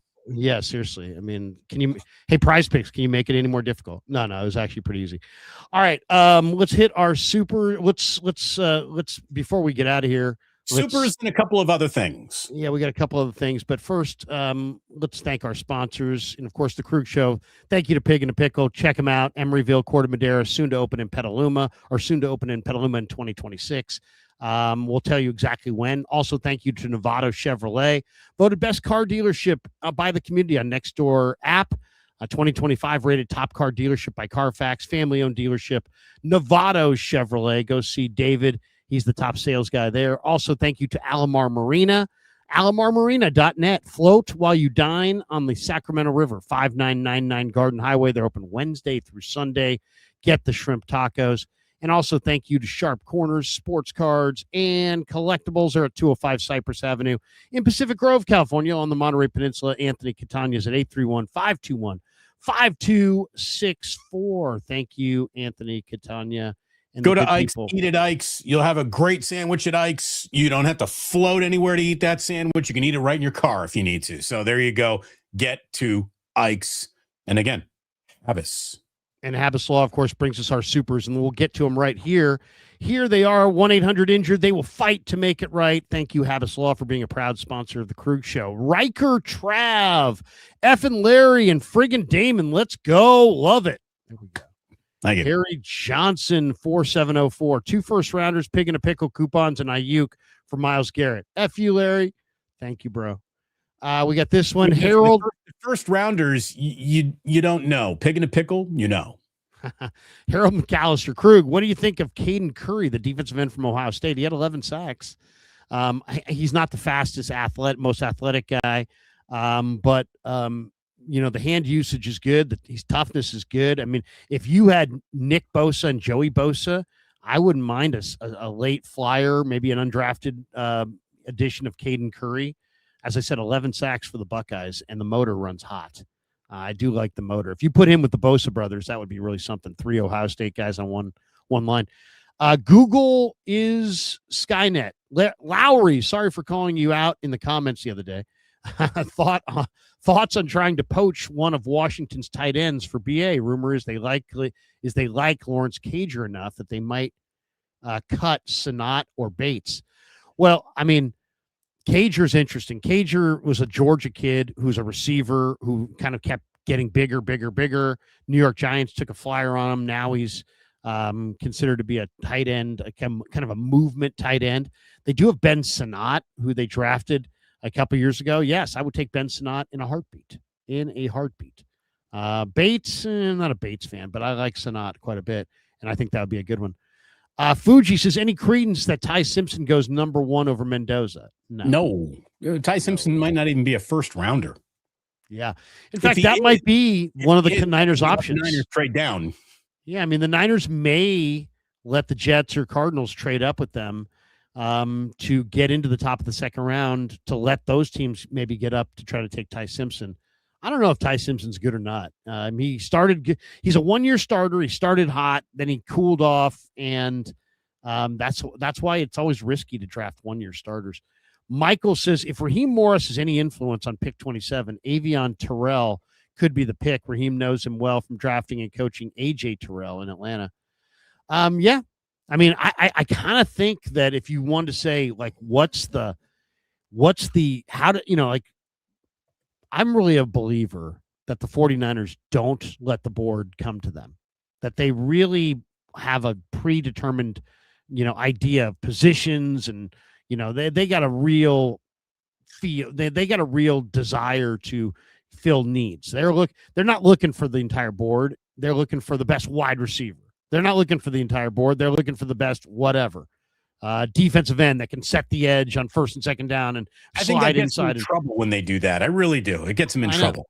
But this is a situation where, corner, I kind of think when the Niners come up on the board, I'm looking at a board that could have Avian Terrell, could have Colton Hood, Brandon Cease, and others. Chris Johnson from San Diego State. These guys are all...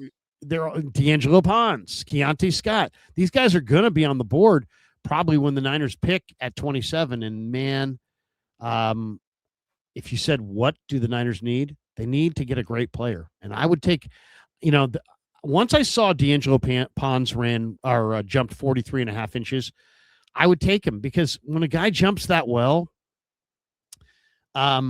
he don't worry about being 5'9". It doesn't matter that the guy's 5'9" if the guy's got 40-inch vertical. If another guy who's 5'11's got 28-inch vertical, who's getting higher? Who's more competitive? Who's better? I'm taking D'Angelo Pons. To me, that would be the safest pick that the 49ers could do, would take a great corner like Pons. I'm not as big on AJ Terrell or Avian Terrell. But I do think Morris, we know Morris coached AJ Terrell. We have this one as well. Let's see. Did we get that one? Okay, we get this one. Here's another one here. Google is Skynet. I think they should look at Tristan Lee for offensive line. He played left tackle at Clemson. Blake Miller played right tackle. He has the strength to play left guard right away, and he has the length and feet to develop into a solid left tackle. I will say this. Clemson's never, ever had a first-round offensive lineman all the years of the program. Never. Thought that was kind of interesting.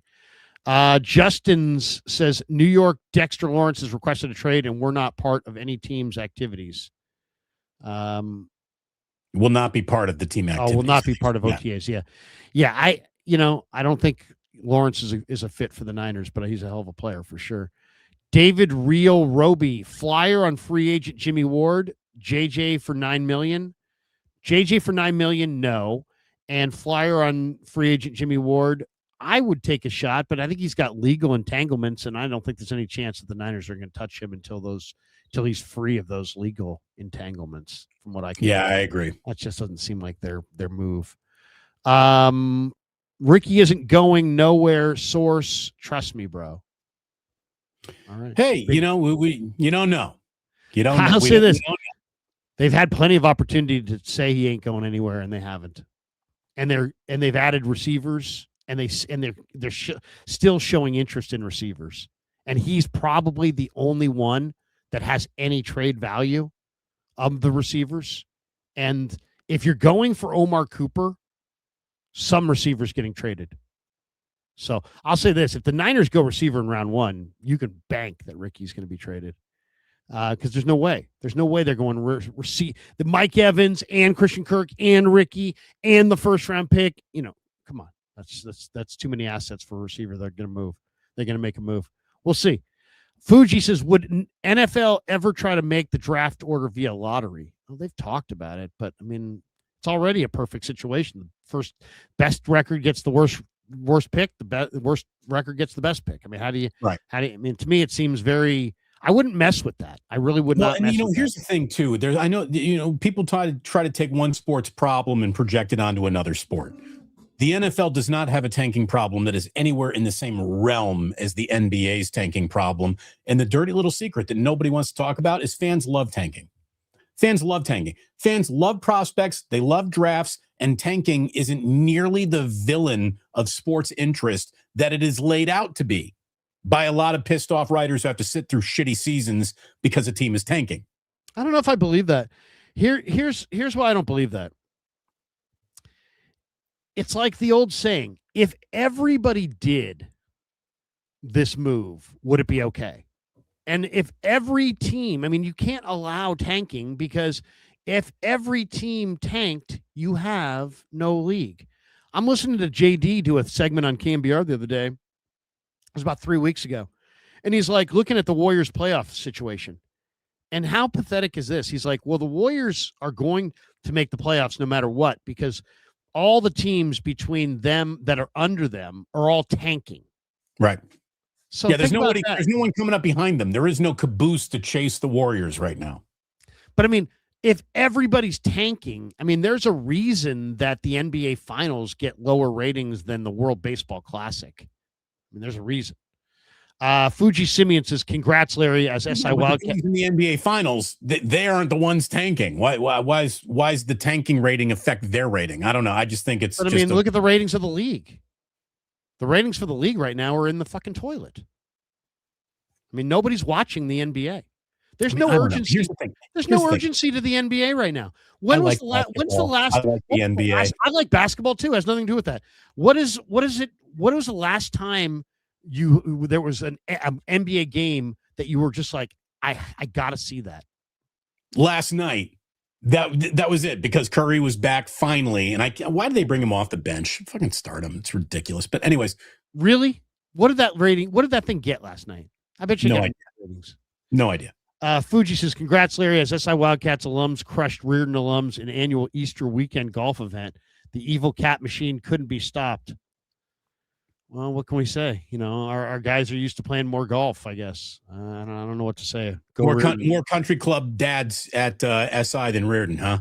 I guess, though both schools are private schools. I don't know if you can call yourself. Can you call yourself the underdog if you're just the dumber private school? I mean, that's basically. That's basically it, right? I mean, there's SI and then there's the dumber private school. If you don't get into SI, you got to have a fallback. You know, I mean, let's look at it that way. Thomas Selman, how was SRQ? It's the best. I love Saint Armand. So, yeah, that's he's asking, how was my trip to Sarasota?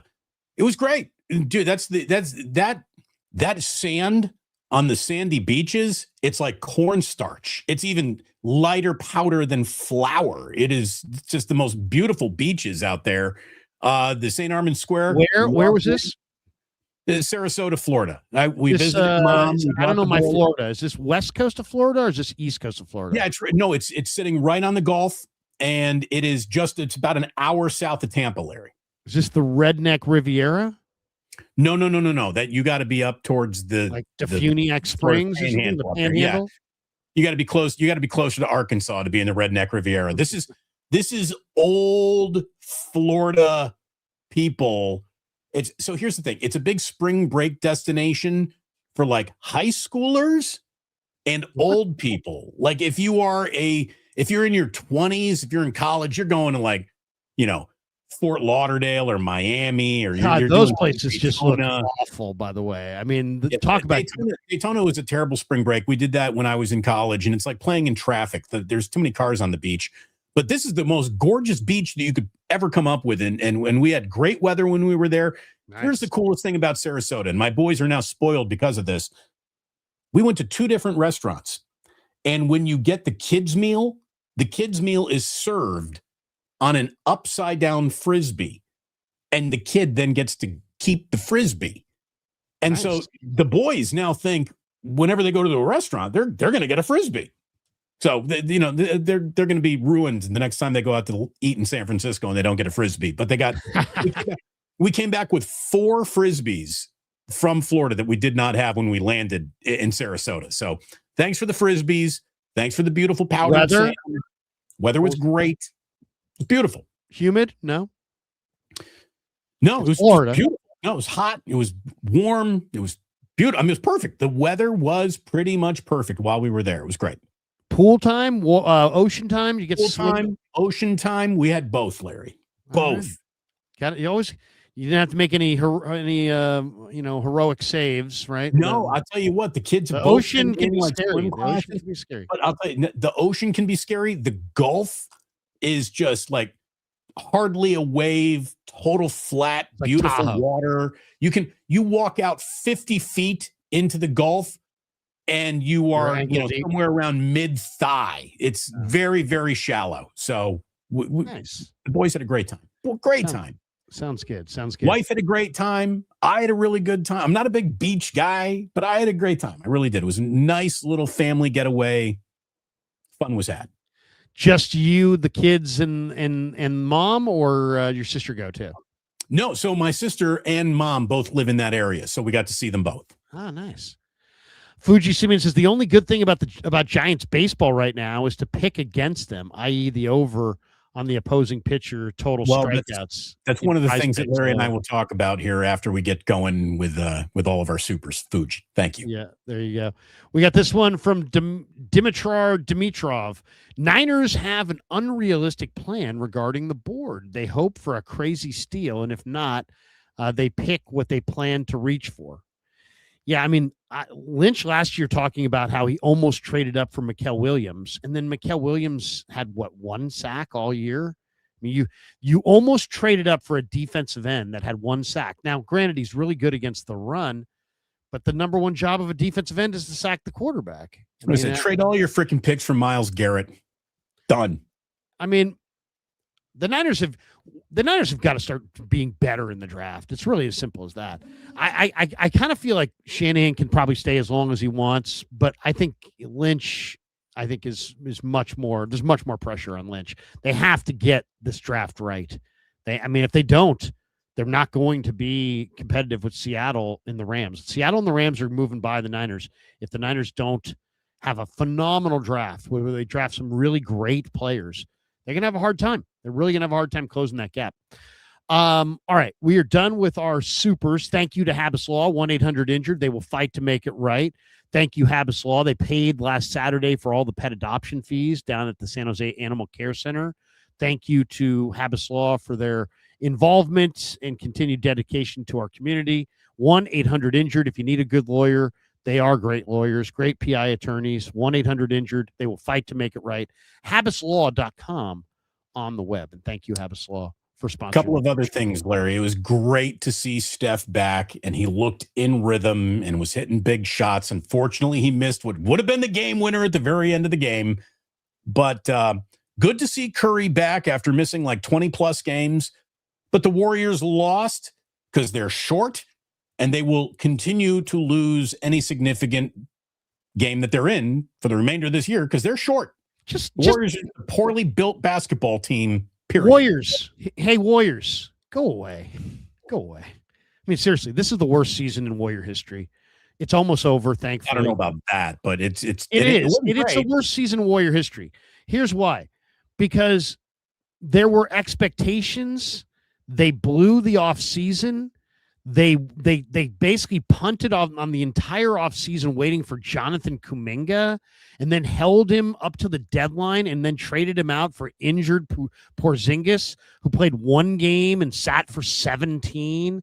And then Steph is obviously at the very end and is a shadow of what he used to be. So Butler got hurt. Draymond got old. Everyone is short. Draymond's old. Kerr's done. I mean, the whole thing is just, it's a tire fire, man. It's a little bit of a mess for sure. I can't stand. I hate watching pods. His overinflated ego and opinion of his game is just tough to stomach.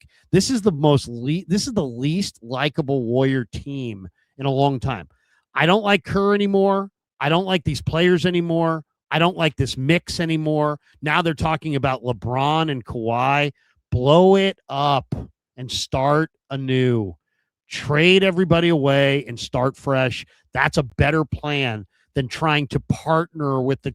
So now all Warrior fans are supposed to root for the player that they hate the most in LeBron James, the guy who cost the Warriors a title that was bullshit, now is going to be on the team, and we're supposed to root for this geriatric group. I hate this. I like the Warriors better when it was Bobby Sura and orange jerseys. Wow. They're sucked right now. They're awful. They're a terrible watch. They've got terrible chemistry. Draymond thinks he's a star. He's done. Curry's clearly done. He was great last night. Done. He is done. He is done. He is absolutely done because you have to play 82 games. You have to play a schedule. This isn't a schedule. He hasn't played in weeks. Of course he was going to play well. You can't. This isn't basketball. You don't get to sit for 5 weeks and play one game. Of course he's going to be good. He's a great player who's just old. But guess what? You got to play the schedule, man. And he can't play the schedule anymore. So they're done. They're done. They got nothing. They're competing for title era is done. There's no doubt about that. And they got caught waiting. They got caught waiting for Kuminga to either be perfect or find the perfect trade. They didn't really find that. I think Porzingis is an upgrade and is a better fit, but they got caught waiting. They got caught playing the waiting game for Giannis, which never happened. They invested into Jimmy Butler at the wrong time, and Butler's hurt now. They held on to Draymond. They traded Jordan Poole for Chris Paul. Yeah, they really screwed up the last few years, and this is the year where the bill came to the table. There's no doubt. Nico Mannion, Justinian Jessup, supposedly his genius, his kid that's supposedly this great evaluator, that he was such a good evaluator that he had to get rid of all of his actually proven evaluators and put his kid in the front office. What do they got? Who have they drafted?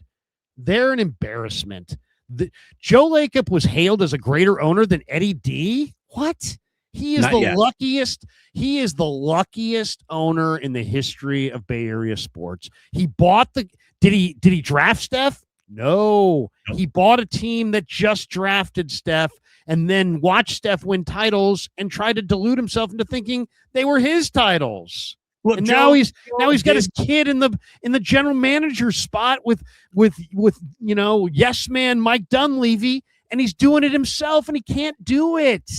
I think Joe did a lot of good things, but then he did so many things that weren't good that he's right now back to even, and it just, Chase Center's way too expensive. Anyway. Oh, it's awesome. It's a great arena, but nobody's going to want to pay $60 for 3 beers to watch Pat Spencer. They're short.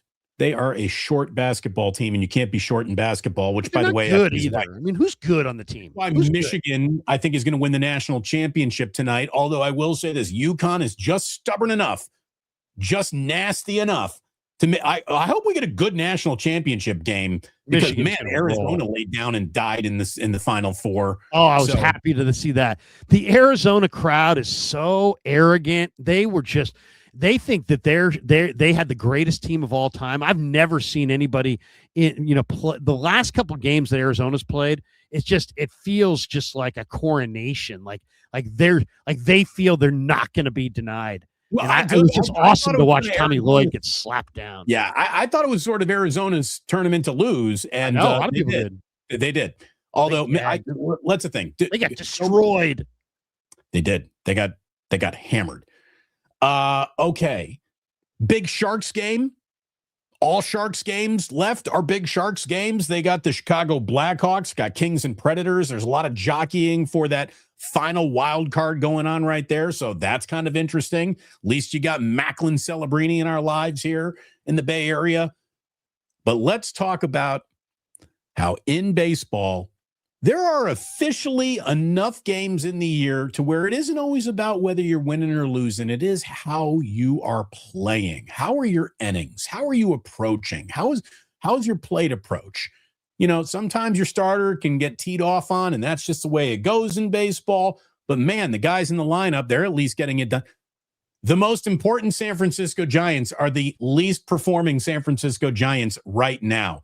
What a disappointing start to the year for this team, for their players, for Matt Chapman, for Devers, for everyone that's supposed to matter on this team. None of them matter. They don't have a first baseman.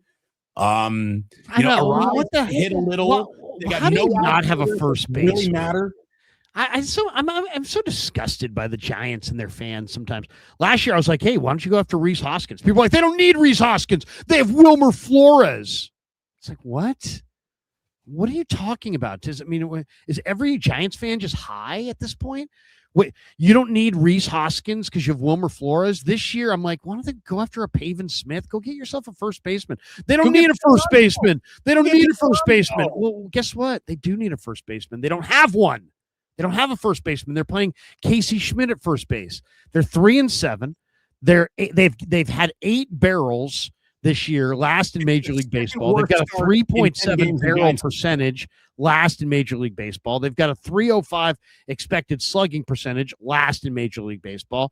They have a 266 XW WOBA, last in MLB. They've got a 308 XW Woba Acon last in MLB. I'm just fucking with you on these stats because these are all advanced stats. They're basically last in all these advanced stats. They've scored 26 runs in 10 games. That's 2.6 runs per game. Yes, I'm a math genius. You can't beat anybody scoring 2 runs a game. And it's like, you know what? I'm so sick and tired of the army of Giants yes men. Just shut up. You don't know what you're talking about. You don't know baseball. You don't know what you're watching. You're a Giants fan and you're a fucking idiot. They've been outscored by 25 runs in the first 10 games of the season. Okay. The Tony Z era. At least they got an experienced manager to get him through it, Larry. The Dodgers last year scored 825 runs, second most in MLB. And what did they do? They spent $240 million to add Kyle Tucker. The Giants last year scored 705 runs, 17th in MLB. And what did they do? They signed Harrison Bader and Luis Ariz. And while the Dodgers are committing $240 million to their purchase, the Giants committed $32.5 million to their purchase. You get what you pay for. LA's scored 54 runs in this season. The Giants have scored 26, less than half. That is fucking embarrassing. To score less than half the runs of the Dodgers, 54 runs to 26 runs. It's like, how many times? You know how tired I am of complaining that the Giants can't hit? How many times are the Giants going to leave themselves short offensively before we just say, that's it, we quit? I can't watch this anymore. The Giants can't hit a lick. And then by the time it comes to fit, get a new outfielder, it's like, well, what we really need is we need to get Jung-Hoo Lee out of center field. We need a defensive center fielder. So you delude your fucking selves into saying we need to go add Harrison Bader at $10 million because he plays better defense when you can't fucking hit a lick. Well, and here's the thing. And the guys who got a hit, unfortunately, all that responsibility basically falls on Rafael Devers, who's 211 with 1 home run and 2 RBI. Now, I do think he will eventually become the back of his baseball card. But what I don't think is Rafael Devers is actually 29 years old. He's got, I might be 33 written all over him. I mean, I don't believe this is I don't think you can really say that Lovello is the problem because your players got to do something, and these guys have done nothing. Tony, the freaking the manager, Vitello, is it Lovello? Patello, who cares? Tony Vitello. Yeah, you might not be good at this ejected yesterday. You know who might not be good at this at all? Buster Posey. That's your problem. No, I don't think that's the problem. I really don't. I think the problem is the fact that the Giants don't spend any money. They're in this mode now where they just don't spend. It's like you're rich and you don't spend.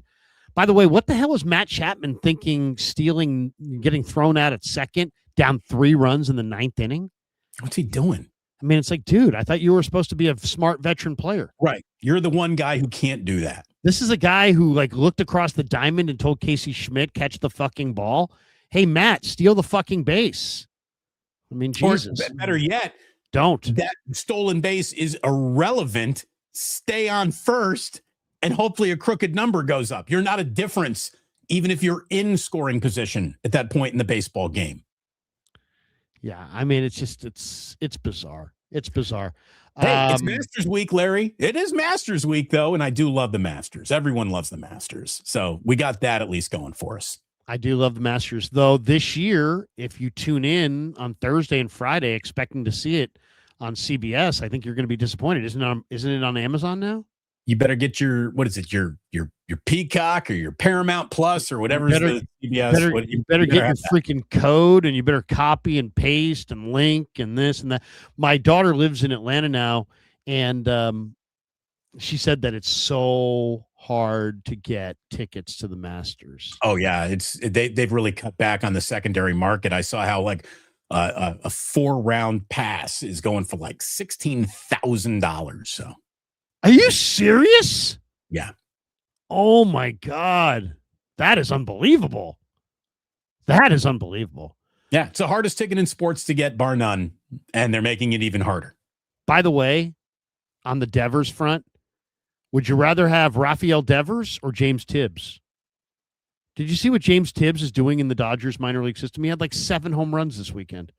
The Giants traded James Tibbs and prospects to the Red Sox for Rafael Devers. They took on over $250 million of Devers contract, and they sent that prospect. Devers has posted a 786 OPS in 100 games. I mean, it's just been bad. He has not hit the ball. And now Tibbs, who the Red Sox threw to the Dodgers in another trade later last summer, now this guy Tibbs is at Oklahoma City, the Dodgers AAA, and he's absolutely the hottest. He's hottest fish grease right now. I mean, Well, how about he's like the hottest guy in the sport right now. Joey Weimer? Joey Weimer was a San Francisco Giant. He was on their roster, and they let him go because of their overcrowded outfield. And where is he? I saw this the other day, too. Where is he? With the Washington Nationals, and he tied the major league record for consecutive safe appearances on base. I think he went 10 for 10, or, he's hitting 476 with 2 home runs and 4 RBIs. The guys that the Giants had no room for is in Washington. Now he's probably going to come crashing down to earth. He's just a guy, but what an embarrassing, another one who's clear, who would you rather have? That guy who has already had a better 10-game stretch than any 10-game stretch in Jung-Hoo Lee's career, or Jung-Hoo Lee for $30 million a year, whatever the fuck they're paying him. Oh, how about this? Here's James Tibbs, by the way, if you want to see this. Look at this guy. This guy is killing the baseball. He's a lefty. He's not the biggest guy. 5th home run of the year. This guy's killing it. Celebrating.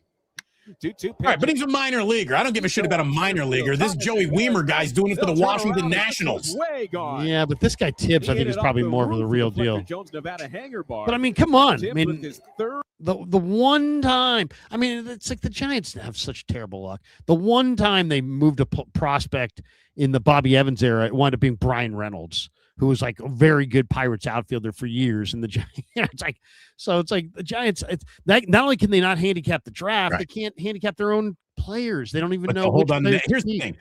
When you have Casey Schmidt at first base, bring up Eldridge. I don't give a shit. Just bring up Eldridge. What are you doing? Bring him up. Do it. You need another first baseman other than that guy. And if Eldridge is going to do anything, go ahead. Do that. Last one here. Fuji says, Larry, a future bottom of the pint could be, instead of drink for every Giants home run, could be instead drink for every time they record a hit or a strikeout. I mean, it'd be a couple drinks. Be drunk. They had 14 Ks the other day. Could you imagine if I'm slamming beers for every strikeout? The bottom of the pint, we'll have to come up with a new idea. That was a John Long. Did you ever do the Century Club in college? Which is a 100 shots in a 100 shots of beer. You do it, yeah. Get you really trashed is what you do. Yeah, there you go. It sounds like nothing. It's like it's a shot of beer every minute for 100 minutes, isn't it? Yep. Yeah. By the end, you're trashed. Hammered. Just hammered. I mean, it's not even, I don't even know what to say. All right. Adults should not do that. But thanks to all of you, Larry, you could tell we both missed each other. We just went for 2 hours. That was fun. Great to see you again, man. Thanks to everyone for watching. Hit like and subscribe. Even more important, hit that notify button. And whenever we go live, you'll get to know about that. And great to see everyone again. Thanks so much for hanging out with us this morning. No question about that. Damon, maybe Wednesday night, a little Niners Nightly on the radio, possibly. I don't know if Wednesday night is I think we can do that. If it is, we will be doing Wednesdays. A big Niner day, so I'll be down in Santa Clara, and then I'll be back for Niners Nightly. So we'll talk. What's going on Wednesday? Local pro day. Oh, so a collection of guys who will never play in the NFL will be jogging. Great. Well, it's funny. It's like Northern California, the local pro day, there's not a lot of great players. Why? Because we have UC Davis and all these different, kind of smaller schools, Sac State. But if you have the local pro day and you're like the Saints guy or the, Panthers or one of these guys in the more of a hotbed of college football, it's basically everybody that's went to school within like 150 miles of your facility Right. gets to come. So not a lot of San Jose State Spartans about to jump. No, we're not the hotbed of college football talent that you would think. Nor Anyway. are we the hotbed of NBA talent right now or Major League talent. So go Niners. There you go. Anyway, that's going to do it for us. Hey, the links are in the description for all of the sponsors. Shop the sponsors to support the show. Thanks to Damon. Thanks to all of you. Damon, I will give you the final word before we pull the ripcord. Just very nice to be back, Larry. I got to tell you, normally I go on vacation and major breaking news happens. I went to Sarasota. Nothing really happened. So it was a good time to get away. You know, I put the name Max INHer in an envelope. The thing about it is I got the Max and I got the IN, but the H'er didn't fit. I needed 2 envelopes.